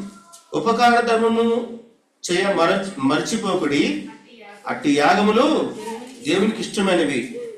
ఉపకార యాగములు, ప్రీతికరమైన యాగములు, ఇష్టమైన యాగములు చేయాలి. అందుకని ఆతిథ్యం ఇచ్చుట మరొకటి కూడా అదే 13వ అధ్యాయంలో 1వ వచనంలో మనము జ్ఞాపకం చేసుకుంటూ ఉంటాం. కనుక ఇక్కడ మనం చూసినప్పుడు దేవుణ్ణి ఘనపరచుట, దేవుణ్ణి ఆరాధించుట, దేవుణ్ణి మహిమపరచుట అనే విషయాలను మనము జ్ఞాపకం చేసుకున్నప్పుడు మొట్టమొదటిగా యేసుక్రీస్తు వారి యొక్క బలియాగంలో నీవు నేను విశ్వాస ఉంచాము కదా. యేసుక్రీస్తు వారి బలియాగం మొట్టమొదటి యేసు ప్రభు వారి యొక్క బలియాగం. నూతన నిబంధనలో మొట్టమొదటి బలియార్పణ ఏంటి? యేసుక్రీస్తు వారి యొక్క బలియాగం. ఈ 5 బలుల సారాంశం అందులో నెరవేర్చబడ్డాయి. నీవు నేను ఏం చేశాము? అందులో విశ్వసించాము కదా. ఎలా నీతిమంతులు అయ్యాము? విశ్వాస మూలంగా నీతిమంతులుగా అబ్రహాము దేవుని నమ్మును, అది అతనికి నీతిగా ఎంచబడును. మనము ధర్మశాస్త్ర ప్రకారంగా మన క్రియల మూలంగా మనము నీతిమంతులము కాలేము. రోమా పత్రిక 3వ అధ్యాయము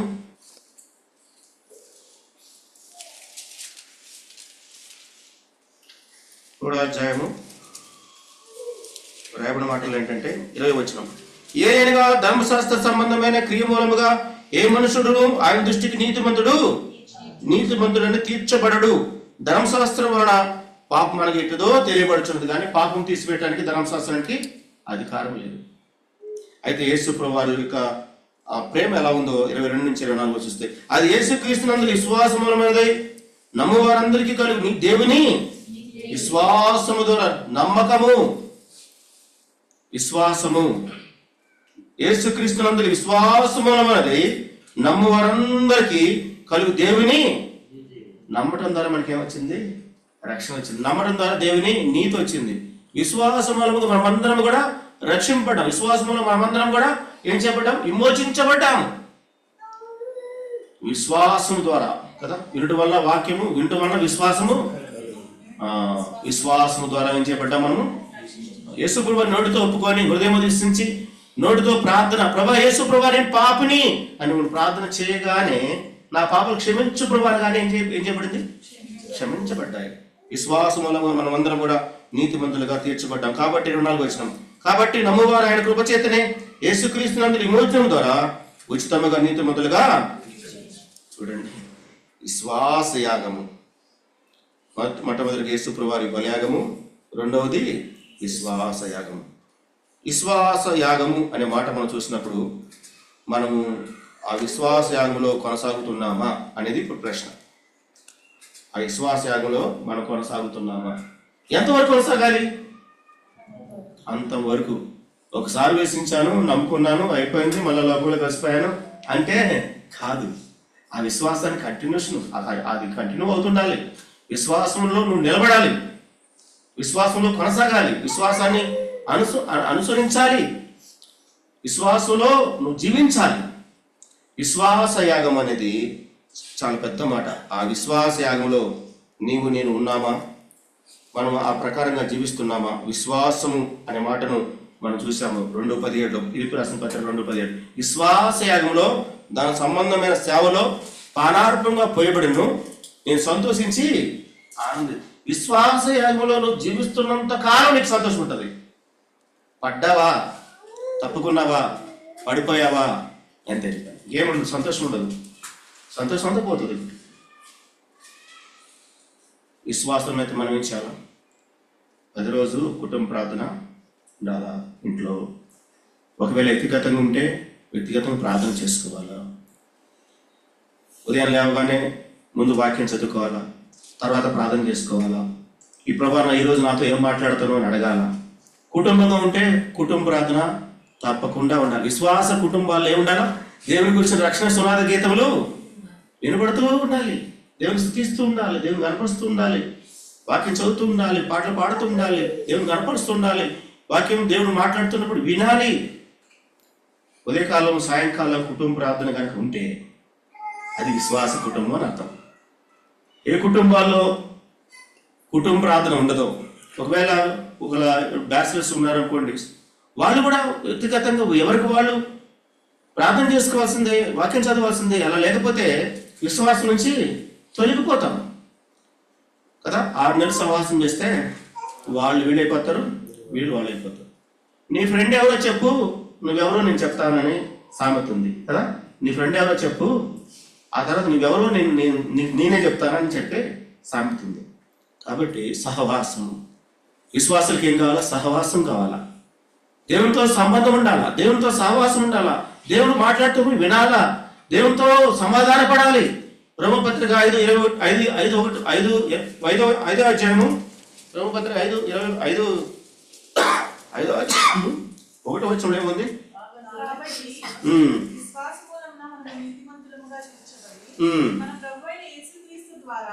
ప్రభువైన యేసుక్రీస్తు ద్వారా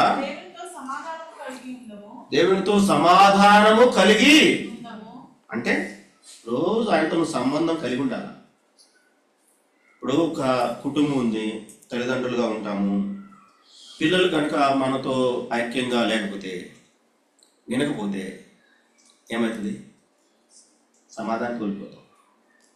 పిల్లలు మన మాట వింటుంటే, పిల్లలు మన కట్టడిలో లేకపోతే మనం ఏదైతే భక్తి విశ్వాసాల్లో మనం ఉన్నామో ఆ క్రమంలో వాళ్ళు కూడా ఉంటే కుటుంబం అంతా సంతోషం ఉంటుంది. ఒకవేళ ఎవరైనా తప్పిపోతే ఆ కుటుంబంలో ఏం పోతుంది? సమాధానంతో. అది ఎవరైనా కానీ, పిల్లలు కానీ, భర్త కానీ, భార్య కానీ, మరి ఎవరైనా కానీ, దేవుడితో మనం ఏం చేయబడాలి? రోజు సమాధాన పడుతుండాలి. విశ్వాసములుగా నీతిమంతులుగా తీర్చబడి ఆయనతో సమాధానము కలిగి ఉందము. కంటిన్యూషన్ ఉండాలి, కలిగి ఉంటూ ఉండాలి. ఒకసారి నువ్వు సమాధాన పడితే అయిపోదు. ఒకసారి యేసు ప్రభువా నేను పాపిని అని చెప్పగానే అయిపోదు. నువ్వు రోజు చేస్తుండాలి ఆ సంబంధం.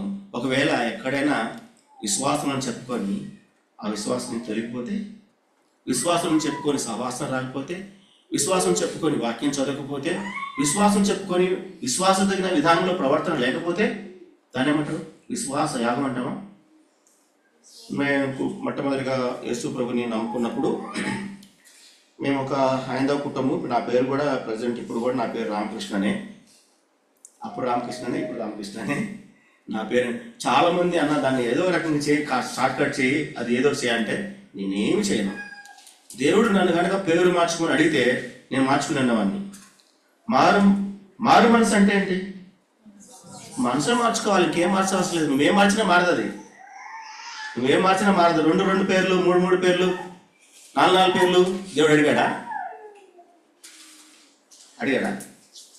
విశ్వాసం ఒకటి నువ్వు విశ్వాసం కనపరచమన్నాడు, కానీ నీ పేరు మార్చుకో, నీ డ్రెస్ మార్చుకో, నీకు డ్రెస్ కోడ్ మార్చుకో, నువ్వు వేషం మార్చుకో అని చెప్పాడా? ఏం చెప్పాలా? నువ్వు ఉన్న పాటికి ఉండు, నీ హృదయం నాకివ్వు, నీ మనసు నాకివ్వు, నువ్వు మనసు మార్చుకో, నీ హృదయంను మార్చుకో, నీ హృదయ శుద్ధి కలిగి ఉండు అన్నాడు. కానీ అది మార్చుకో, ఇది మార్చుకో, ఎన్ని మార్చుకోవాలి? బైబిల్ కొన్ని మంది పేర్లు చెప్పి వారు మార్చుకుని నువ్వు మార్చుకో. బైబిల్లో మార్చకుండా జీవించిన వాళ్ళు కొన్ని పేర్లు ఉన్నాయి, తెలుసా మీకు? కొన్నేళ్ళు ఎవరు? ఈదుల పేరా కొన్నేళ్ళు? షడ్రకు, మెషకు, అబేద్నెగో వీళ్ళెవరు? ఈదుల పేర్లు అవి? ఈదుల పేర్ల వాళ్ళు బబులోను దేశంలో వాళ్ళు పెట్టారు, రాజుల పేరు పెట్టారు. అవే పేర్లు ఇప్పుడు క్రైస్తవ పేర్లుగా చాలా మంది అవుతున్నాయి. దేవతల పేర్లు అవి.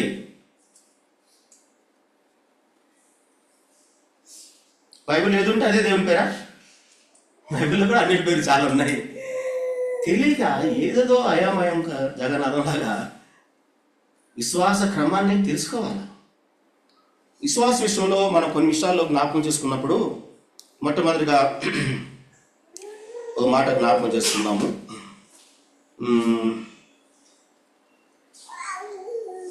ఎఫెసీయుల పత్రిక 2:8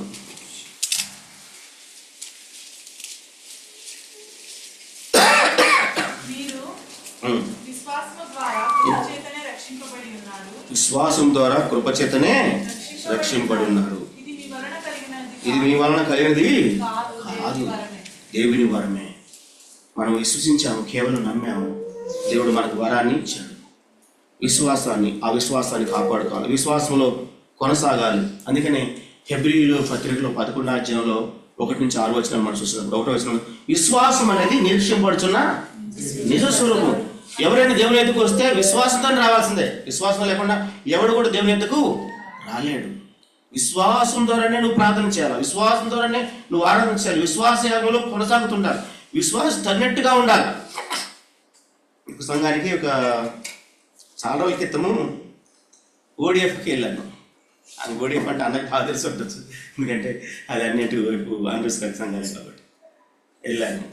వాక్యం అంతా చెప్పాను, విన్నారు, బాగా విన్నారు, ఆరాధనలో చేయేశారు, వాళ్ళలో చేయేశారు, అనుగులు పెట్టారు, బెనడిక్షన్ అయిపోయింది. ఆ రోజు ఏదైతే వాక్యం చెప్పామో అలా అదే చేశారు. పక్కకెళ్ళి అటు గేటు దాటి మాల్సాం, మళ్ళా లోకమే. గేటు ఆవతలకు పోతే లోకం వెంటనే వచ్చేస్తుంది వాళ్ళకి. జుట్టు పట్టుకొని కొట్టుకున్నాను. ఏంది ఇది? విశ్వాసాలు అంటారు వాళ్ళని విశ్వాసాలు అంటారా?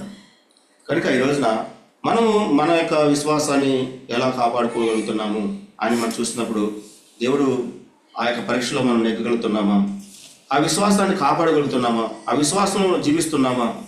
ఆ విశ్వాసాన్ని కాపాడుకుంటే, విశ్వాస విషయంలో మనం జాగ్రత్తగా ఉంటే అది సరైన విశ్వాస యాగమై ఉంటుంది. ఆ క్రమంలో విశ్వాసాల గురించి చాలా మాటలు బైబిల్లో ఉన్నాయి.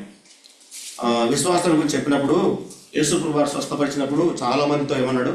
నీ విశ్వాసమే నీ స్వస్థపరిచాను.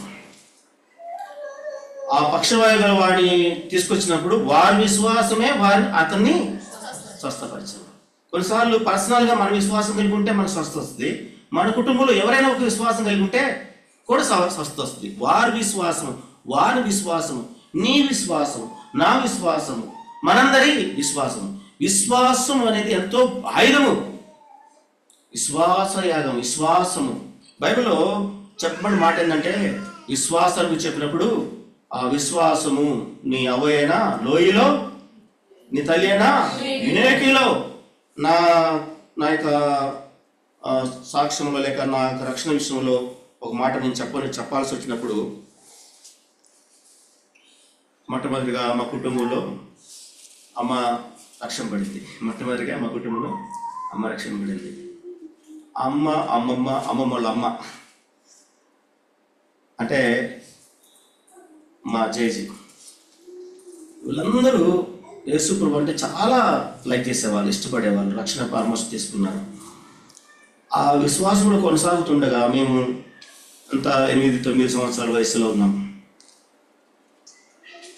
ఆ విశ్వాసాన్ని ప్రాక్టీస్ చేస్తుండగానే ప్రతిదినము కుటుంబ ప్రార్థన, సాయంకాలం కుటుంబ ప్రార్థన.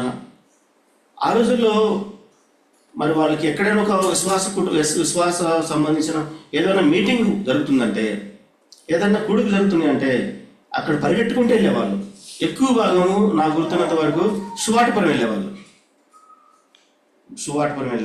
ఎల్ఈఎఫ్ వాళ్ళది కదా సువాటిపురం అంటే, ఎల్ఈఎఫ్ మీటింగ్స్. ఎల్ఈఎఫ్లో కూడా చక్కని వాక్యం ఉంటుంది. వాళ్ళు ఈయన సంతోషపడి అసలు ఆ వారం రోజులు వాళ్ళ పండగ ఉన్నట్టు, వాళ్ళ పండుగలు గడిపించినట్టు ఉంటుంది. వాళ్ళ మొక్కలు ఎలుగుతుండే వచ్చిన వెంటనే ఆ పాటలన్నీ మాకు నేర్పించేది. ఆ వాక్యం అంతా మళ్ళీ మాకు చెప్తుండేది. అసలు అది అసలు వాళ్ళ కళ్ళల్లో చూస్తే ఆ సంతోషం అసలు చూడలేము, అంత సంతోషం ఉండేది. మేమైతే ఇప్పుడు పోలేదు, కానీ వాళ్ళు వెళ్ళొచ్చి మాతో పంచుకున్నప్పుడు ఎంతో సంతోషం ఉండేది.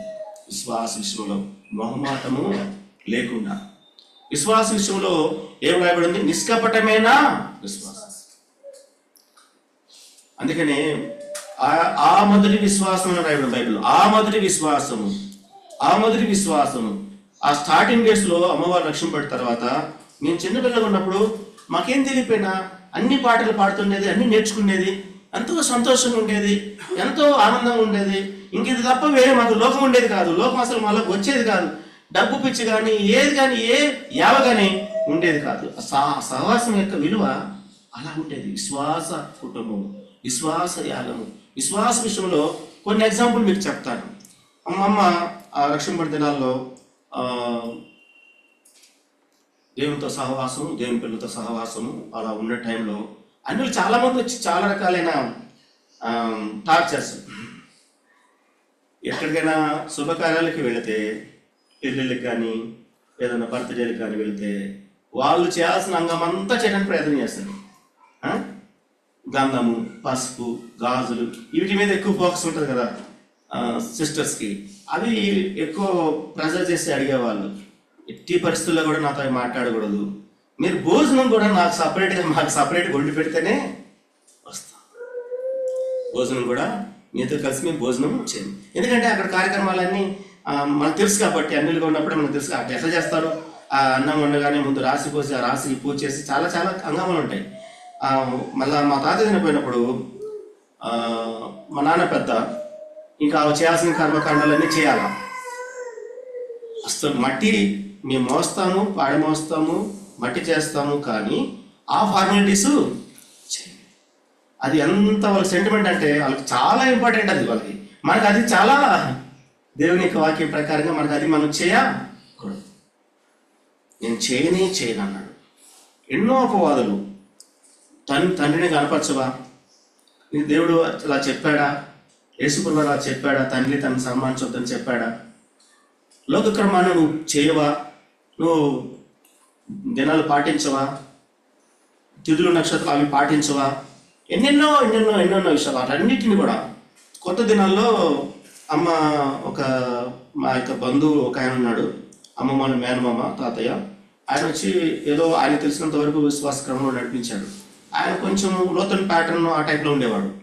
ఇంకా వాళ్ళకి ఎంతవరకు వాక్యం తెలుసు అంటే రక్షణ మానవలస వరకు వస్తారు అంతే. వాళ్ళు లోతైన ప్యాటర్న్స్ రక్షణ మానవలస వరకు వస్తారు. మిగతా క్రమాలని వాళ్ళకి తెలియవు, చెప్పలేరు కూడా.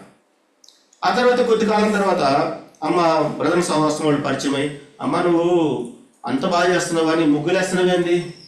అమ్మ అప్పటివరకు ముగ్గులు వేస్తున్నావేంది? ఈ వారులు అంటారు మామూలుగా ఎర్ర నీళ్ళతో ఆ వారు చుట్టి దాని మీద తెల్ల సున్నంతో ముగ్గేస్తారు. సున్నం అంతా కలిపి వాటర్ చేసి దాంతో ఏదో ఒక చిన్న బ్రష్ లాగా తీసుకొని దాంతో ముగ్గేసేది అన్నమాట. అంటే ఎర్ర వారి మీద తెల్ల ముగ్గు, అది నీట్గా ఉంటుంది చూడటానికి. ఆ రోజుల్లో ఎక్కువ ఫ్లోరింగ్ బండలు అవి ఉండేవి కాదు, మట్టి ఫ్లోరింగ్ ఉండేది. అవి చేస్తూ ఉండేది. బయట కల్లాపు చల్లటము, పేడతో అన్ని అవి చేసి అవన్నీ చేసుకోమ్మా, పేడతో కల్లాపు చల్లొచ్చు అవన్నీ చేసుకో, ఈ ముగ్గు మాత్రం వేయకూడదని చెప్పాను.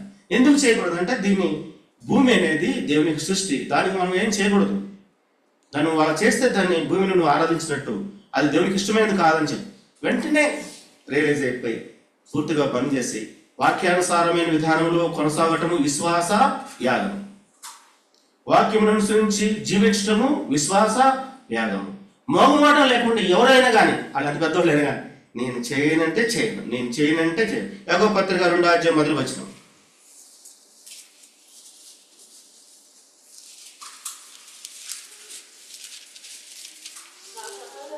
నా సహోదరులారా,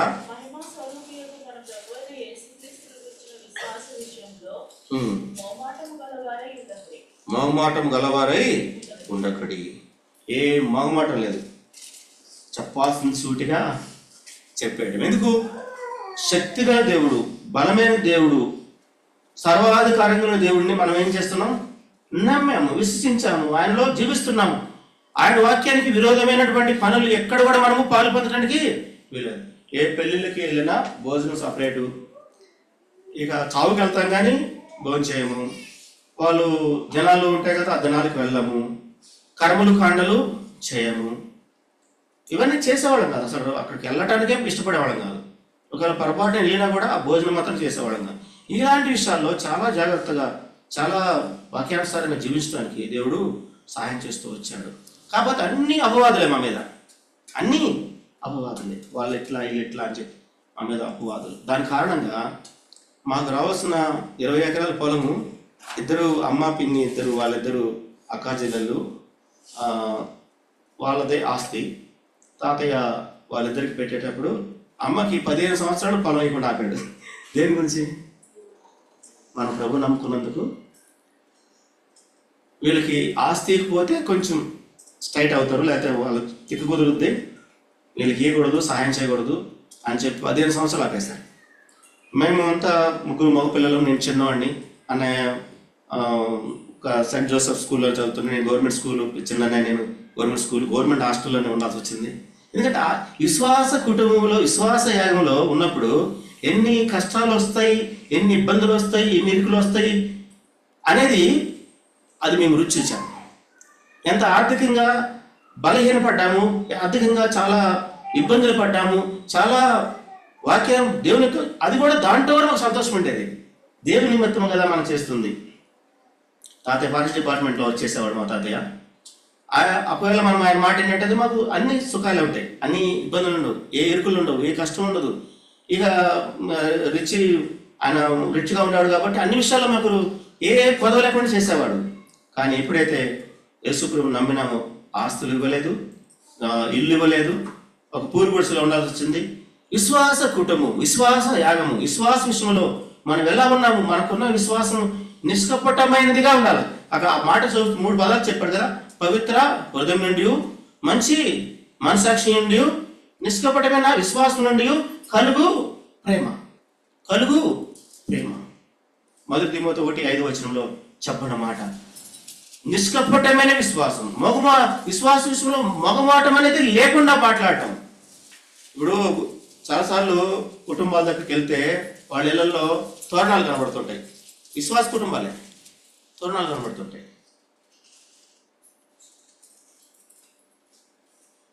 విశ్వాస కుటుంబాల్లో వాళ్ళకి దిష్టి బొమ్మలు కనబడుతుంటాయి. కొన్ని ఏళ్ళలో పోతే ఏం బొమ్మలు? దిష్టి బొమ్మలు. విశ్వాస కుటుంబాలు అని చెప్పి మళ్ళీ అన్ని లెక్కలో పెళ్లిళ్ళు చేస్తూ ఉంటారు కొద్దిమంది. ఇవన్నీ విశ్వాస క్రమానికి విరోధమైనటువంటి విషయాలు. నిష్కపటమైన విశ్వాసము, మౌమాటం లేని విశ్వాసము, విశ్వాస విషయంలో భాగ్యవంతులముగా ఉండాలి. అందుకని విశ్వాస విషయంలో మీరు అభివృద్ధి పొందుడి అని ఉంది బైబిల్లో. విశ్వాస విషయంలో ఇక్కడ ఆ మాట 2వ అధ్యాయం యాకోబు పత్రిక 2వ అధ్యాయం 5వ వచనం. నా ప్రియ సహోదరులారా ఆలకించుడి, ఈ లోక విషయంలో దరిద్రులైన వారిని విశ్వాసమందు భాగ్యవంతులుగాను, తను ప్రేమించే వారికి తాను వాగ్దానం చేసిన రాజ్యమునకు వారసులుగాను ఉండకు దేవుడు ఏర్పరచుకోలేదా? ఏదైనా కష్టం వచ్చింది, బాధ వచ్చింది, ఇరుకు వచ్చింది, ఆస్తి విషయం మనకు ఇవ్వలేదు, మరి ఇబ్బందులు పెట్టారు, చాలా పేదరికానికి కింద వెళ్లాల్సి వచ్చింది. అవన్నీ మాకు ఎట్లా ఉన్నాయి అంటే భాగ్యంగా ఉంది. ఎలా ఉంది? భాగ్యంగా ఉంది. విశ్వాస విషయంలో భాగ్యవంతులు మనం. వాళ్ళకి ఆస్తులు అవసరాలు ఉన్నాయి కానీ మనకైతే ఏముంది? విశ్వాసమే భాగ్యం. అందుకని ఆషేరు గురించి చెప్పినప్పుడు ఎవరు? ఆషేరు భాగ్యవంతుడు. ఆషేరు ఎవరు? భాగ్యవంతుడు. ఆ భాగ్యము, విశ్వాసమే మన భాగ్యము. మనకి ఏదైనా ఉందంటే ఏముంది? విశ్వాసమే మనకు ధనము. ఆ విశ్వాసాన్ని బట్టే సమస్తము చేయగలిగారు. ఈరోజు నీవు నేను కూడా ఆ విశ్వాసాన్ని పట్టుకొనే మనం ఏం చేయగలుగుతాం? విశ్వాస విషయంలో జయ జీవితము. లోకము జయించినదే మన విశ్వాసం. మొదటి యోహాను 5:5 ఆ మాట రాయండి, చూద్దాం. మొదటి యోహాను 5:4-5 ఉంటుంది చూడండి.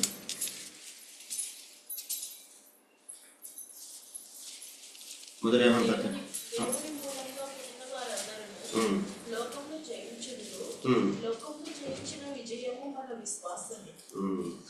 లోకమును జయించిన విజయము మన విశ్వాసం. కనుక విశ్వాస విషయంలో మనం ఎలా ఉన్నాము? బైబిల్లో యేసు ప్రభు వారు ఆయన స్వస్థపరుస్తూ ఆ శతాధిపతి యొక్క దాసుడిని స్వస్థపరిచే విషయంలో ఏమన్నాడు తెలుసా? గొప్ప విశ్వాసం అన్నాడు. మత్తయి సువార్త 8వ ఇంత గొప్ప విశ్వాసం ఇశ్రాయేలులో నేను ఎవరిలో చూడలేదన్నాడు. గొప్ప విశ్వాసం నీకుందా?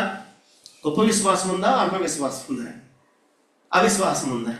గొప్ప విశ్వాసించాము అంటే, నమ్మామంటే అది తాడో పేడో చావో రేవో నమ్మి ఉండాలంతే. షడ్రక్ మెషక్ అబేద్నెగో ఏమన్నారు?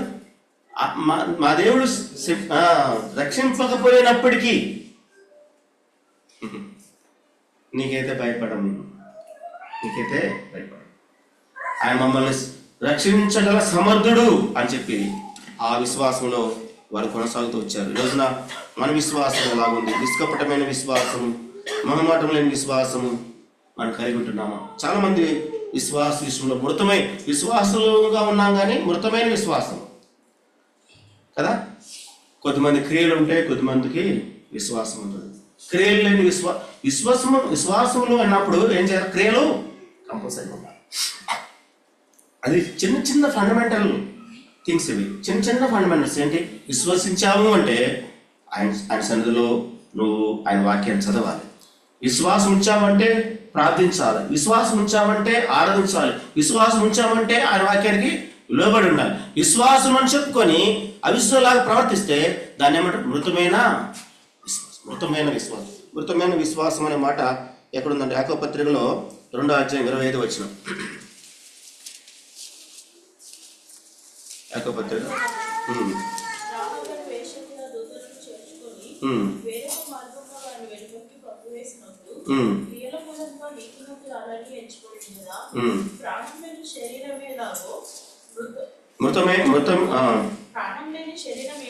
మృతము క్రియలు. విశ్వాసం విషయంలో మనం ఎలా ఉన్నాం? క్రియలతో కూడిన విశ్వాసం. చెప్పా కదా, ప్రభుని వెంటనే నాలో మార్పు ప్రారంభమైంది. కరెక్ట్గా 1987లో అప్పుడు నేను వచ్చేసి 7th కానీ 8th కానీ చదువుతున్నాను.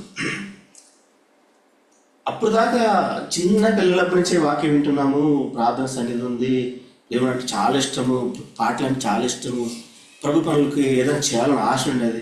పెట్టి మనసు లేట్ అని ఉండేది. తెలుసా మీకు పెట్టి మాట వస్తుంది? తెలుసా? అప్పట్లో మాకు సరే ఊళ్ళో కరెంట్ ఉండేది కాదు, 1000 దీపాలు లైట్ కూడా ఉండేది కాదు. అక్కడ ఒకటి ఉండేది, కానీ అంత స్పష్టంగా ఉండవు, చాలా బుడ్డిగా ఉండేవి. ఆ లైటింగ్ కూడా ఎక్కువ ఉండేది కావు. పెట్టి మనసు లైట్ ఉండేది ఇంట్లో. అది వెలిగించుకొని దాని ద్వారానే మేము కొడుకు నడిపించుకోవాలి. అది వెలిగించుకొని దాని ద్వారానే ఇళ్లలో సువార్త కొడుకులు పెట్టాలి. అది దాంట్లో నాకు కొంచెం ఎక్స్పీరియన్స్ వచ్చింది. దాన్ని ఎలా వెలిగించాలి, ఎట్లా గాలి కొట్టాలి అన్నీ అవన్నీ చేస్తుండేవాడిని. పాటలు మంచిగా పాడుతుంటే వాళ్ళతో పాటు పాడుతుండేవాడిని. మీరు పాడే పాటలు ఇప్పుడు ఈ పుస్తకంలో మీకు చాలా పాటలు తెలుసు, కానీ ఇవి కాకుండా కూడా నాకు చాలా పాటలు తెలుసు. నాకు చాలా పాటలు వచ్చు. నాకు అవన్నీ పాడతా కూడా. ఎందుకు? ఆశ, దేవుని పట్ల ఆశ, దేవుని కనపరచాలి. అలాగా జీవిస్తున్న సమయంలో 87లో నేను హాస్టల్లో ఉన్నాను, గవర్నమెంట్ హాస్టల్. నేను 8th, 7th, 8th అనుకుంటున్నా. 87లో ఒక సినిమా వచ్చింది. అది ఎందుకంటే రిపీట్ అయినా కూడా చెప్పాలి, తప్పదు. చిరంజీవి సినిమా పసివాడ ప్రాణం అని ఫస్ట్ బ్రేక్ డాన్స్ ఆయనకి. ఆ రోజుల్లో యవనస్తులు పడిచేస్తున్నారు అందరూ. ఆ ఏజ్ గ్రూప్లో ఉన్న వాళ్ళందరూ అసలు ఇంకా ఆయన అంటే పడిచేస్తున్నారు. చాలామంది ఆ సినిమాకి వెళ్ళి చనిపోయారు కూడా. చాలామంది మీడియా లేదు కదా అప్పుడు, DD1 DD2 తప్ప మిగతా ప్రైవేట్ ఛానల్స్ లేవు. అప్పుడున్న ఛానల్స్ రెండే రెండు, DD1 DD2, గవర్నమెంట్ దూరదర్శన్ ఛానల్సే కానీ ప్రైవేట్ ఛానల్స్ అసలు లేవు. చాలామంది చనిపోయారు. నేను కూడా ఆ యొక్క సినిమాకి వెళ్ళాను.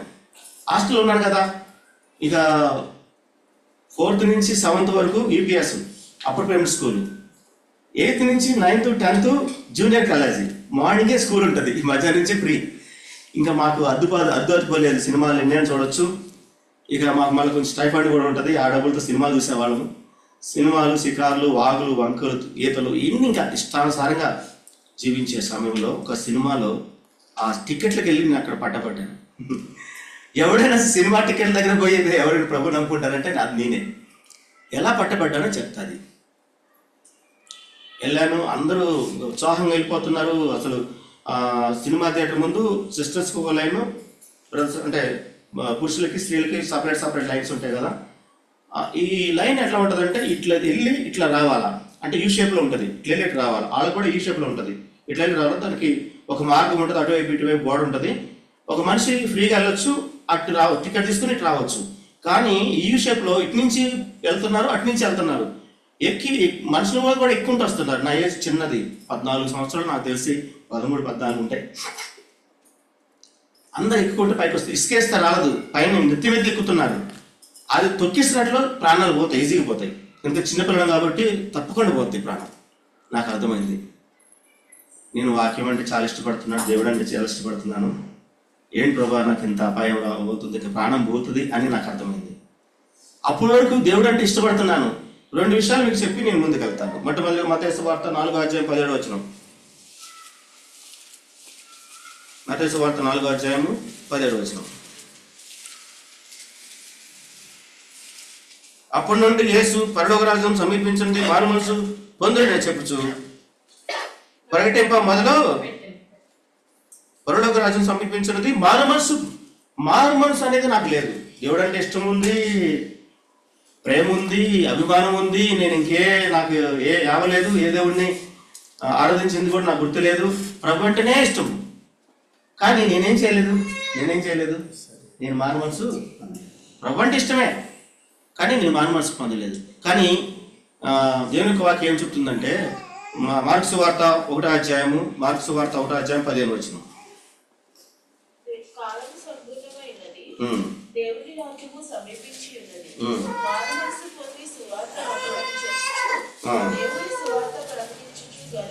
మారు మనసు పొంది సువార్త నమ్ముడి అనే మాట కూడా ఉంది. మారు మనసు పొంది సువార్త చాలా మంది నమ్ముతారు,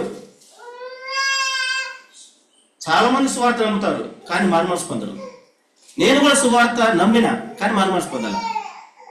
ఆ వాక్యానికి ఈ వాక్యానికి డిఫరెన్స్ ఏంటంటే, పరలోక రాజ్యం సమీపించింది, మారు మనసు పొందుడని చెప్పాడు. కానీ ఇక్కడ అట్లా కాదు. ఇక్కడ ఏం చెప్పండి, మారు మనసు పొంది సువార్త నమ్మాలి.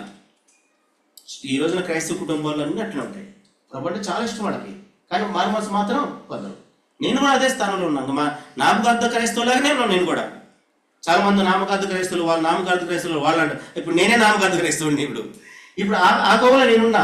ప్రభు అంటే చాలా ఇష్టం నాకు, కానీ నేను మారు మనసు పొందలేదు. నేను కనుక చనిపోతే ఎక్కడ పోతా? అప్పుడు డైరెక్ట్గా నరకానికి పోతా.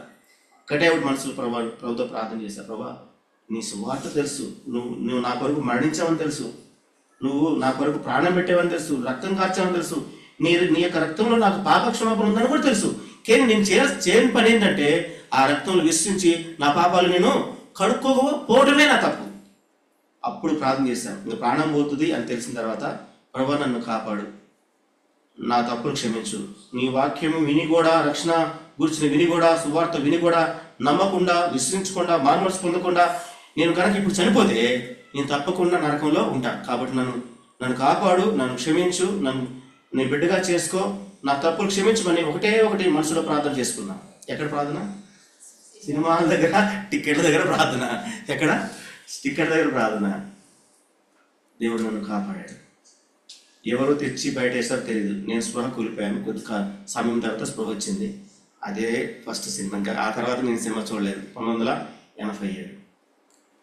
ఆ విశ్వాసాన్ని కొనసాగించడానికి తీర్మానం చేసుకున్న సమయం నుంచి అప్పుడు పోర్టబుల్ టీవీస్ చిన్న చిన్న ఇలాంటి బల్ల మీద కార్నర్స్లో పెట్టేవాళ్ళు, ఏది మెస్సల్లో హోటల్స్లో పెట్టేవాళ్ళు.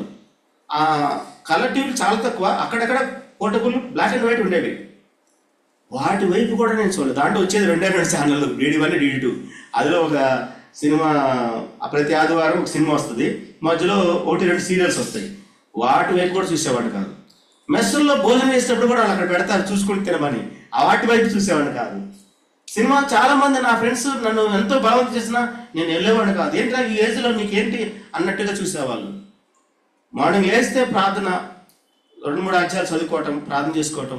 మధ్యాహ్నం సమయం కుదిరితే 2-3 అధ్యాయాలు చదువుకోవటం, ప్రార్థన చేసుకోవటం. సాయంకాలం 2-3 అధ్యాయాలు చదువుకోవటం, ప్రార్థన చేసుకోవటం. ఇది నాకు వాక్యం తప్పగా నాకు వేరే లేవలేదు. ఎంత సమయము దేవుని సన్నిధిలో గడుపుతాను కూడా గంట తరబడి కూడా కూర్చున్న సందర్భాలు ఉన్నాయి. ఈ విధంగా దేవుని దగ్గర అవుతూ, దేవుని సన్నిధి దగ్గర అవుతూ, విశ్వాసానికి కాపాడుకుంటూ, విశ్వాస విషయంలో నేను ఎక్కడ కూడా భ్రష్టత్వంలోకి రాకుండా కదా. ఎబ్రిపత్రికలో ఆ మాట ఉంది, విశ్వాస విషయంలో మీరు భ్రష్టులు కాకుడి, దుష్ట విశ్వాసము కనపరచుకుడి అని రాయబడింది ఒక చోట. దుష్ట విశ్వాసం లేకుండా, భ్రష్ట విశ్వాసం లేకుండా నా క్రమాన్ని, నా విశ్వాస క్రమాన్ని క్రమపరుచుకుంటూ, పరిశుద్ధపరచుకుంటూ, చూపు ద్వారా కానీ, ఆలోచన ద్వారా కానీ, తలపు ద్వారా కానీ ఎక్కడ పాపం ప్రవేశించకుండా చూసుకోవడానికి ఎప్పుడు ప్రభు పిల్లల సహవాసాన్ని కోరుకునేవాడు. ఆ తర్వాత 10th అయిపోయింది, డిప్లొమా అయిపోయింది నర్సరాపేటలో కూడా నేను తీర్మానం చేసుకున్నా, ప్రభు నమ్ముకున్నా. ఆ తర్వాత హైదరాబాద్ 90 వచ్చాను. ఎందుకు చెప్తున్నానంటే, మన విశ్వాసం నుంచి కొంచెం తొలగిపోయామంటే, సహవాసం నుంచి కొంచెం తొలగిపోయామంటే పాపలు పడిపోతాం. నాకు 3 నెలల సమయంలో సాతాను నన్ను పరిశోధించాడు. హైదరాబాద్ వచ్చినప్పుడు 3 నెలల సమయంలోనే సహవాసం అనేది అంత ఇంపార్టెంట్. సహవాసం నుంచి తొలగిపోయావా, ముఖ్యంగా యవనస్తుల విషయంలో సాతాను నిన్ను పట్టుకుంటాడు, అతన్ని పట్టుకుంటాడు. జాగ్రత్త. విశ్వాస యాగము, విశ్వాస విషయంలో మనం ఎక్కడున్నాము? లోకం జయించే విశ్వాసం మనకుందా, లేక అవిశ్వాసం మనకుందా? ఆ విశ్వాస విషయంలో మనం జాగ్రత్త చేసుకో. ఒక మాట విశ్వాసం గురించి చదువుతాము. బైబిల్లో రాయబడిన మాట చెప్పగల ప్రశ్న విశ్వాసం. 2 తిమోతి 3వ అధ్యాయం 8వ వచనం. 2 తిమోతి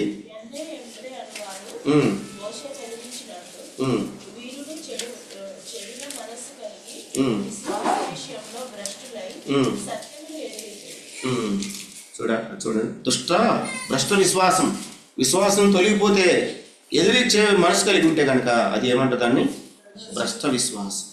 ఒకవేళ దుష్ట విశ్వాసం, భ్రష్ట విశ్వాసం కలిగి ఉంటే కనుక మనం తీసివేసుకుని విశ్వాసం నమ్మకంగా మనము ప్రభుని సేవించే వారంగా, గణపరిచే వారంగా ఉండాలన్న దేవునికి ఉద్దేశం. 1 దశలోని పత్రిక 1:3, 2 దశలోని పత్రిక 1:3.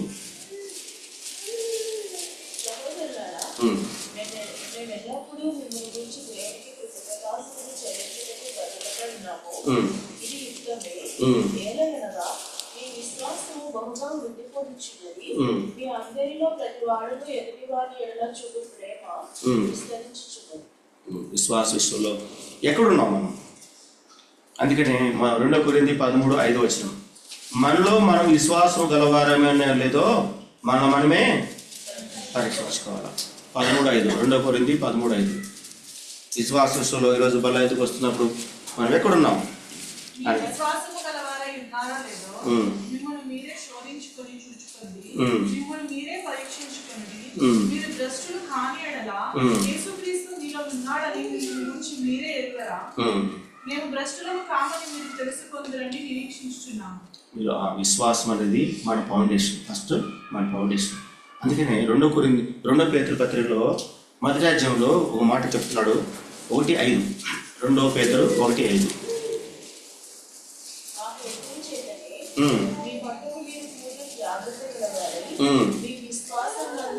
చాలా అక్కడ విశ్వాసమునందు, అక్కడ స్టార్ట్. అది ఇంకా చాలా వచనాలు ఉన్నాయి. తర్వాత విశ్వాసం ముందు ఏముండాలి? మనకి విశ్వాసం ఉండాలి. విశ్వాసం ఉంటే మిగతా అన్నీ వచ్చేస్తాయి. విశ్వాసం ముందు ఏముండాలంటే తర్వాత సద్గుణమునందు జ్ఞానము, జ్ఞానమునందు ఆశనికరమునందు సహనమునందు భక్తి యందు సహోదర ప్రేమ యందు దయము. అసలు విశ్వాసమే లేకపోతే ఇంక మిగతా అయినట్టు వస్తాయి. విశ్వాసం అనేది ఏ ఫలము? విశ్వాసం అనేది ఆత్మఫలము. ప్రేమ, సంతోషము, సమాధానము, దీర్ఘశాంతం, దయాలత్వం.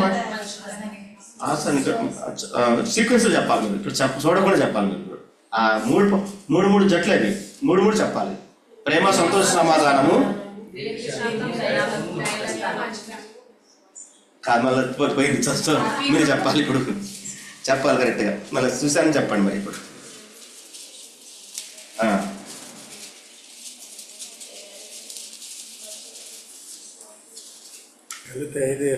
ఐదు 22. ప్రేమ, సంతోష, సమాధానం 1. ఈ 3 కలిపి 1. తర్వాత దీర్ఘశాంతం, దయాలత్వం, మంచితనము 2.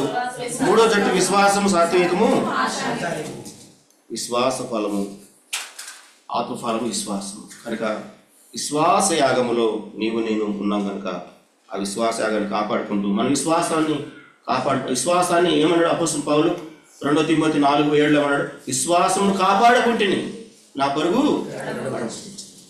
మన విశ్వాస విషయంలో ఎక్కడైనా తప్పిపోతున్నామేమో జాగ్రత్త. మరి ఇప్పుడు ఎక్కడ ఆగినాం మనం? యేసుప్రభువు వారి బలియాగము, 2వది విశ్వాస యాగము, 3వది స్తుతి యాగము, 4వది సజీవ యాగము. ప్రభుత్వమైతే ఇంకోసారి ఏదైనా సందర్భంలో మిగతా విషయాలు మనం పంచుకుందాం. దేవుడి వాక్యం దీవించండి.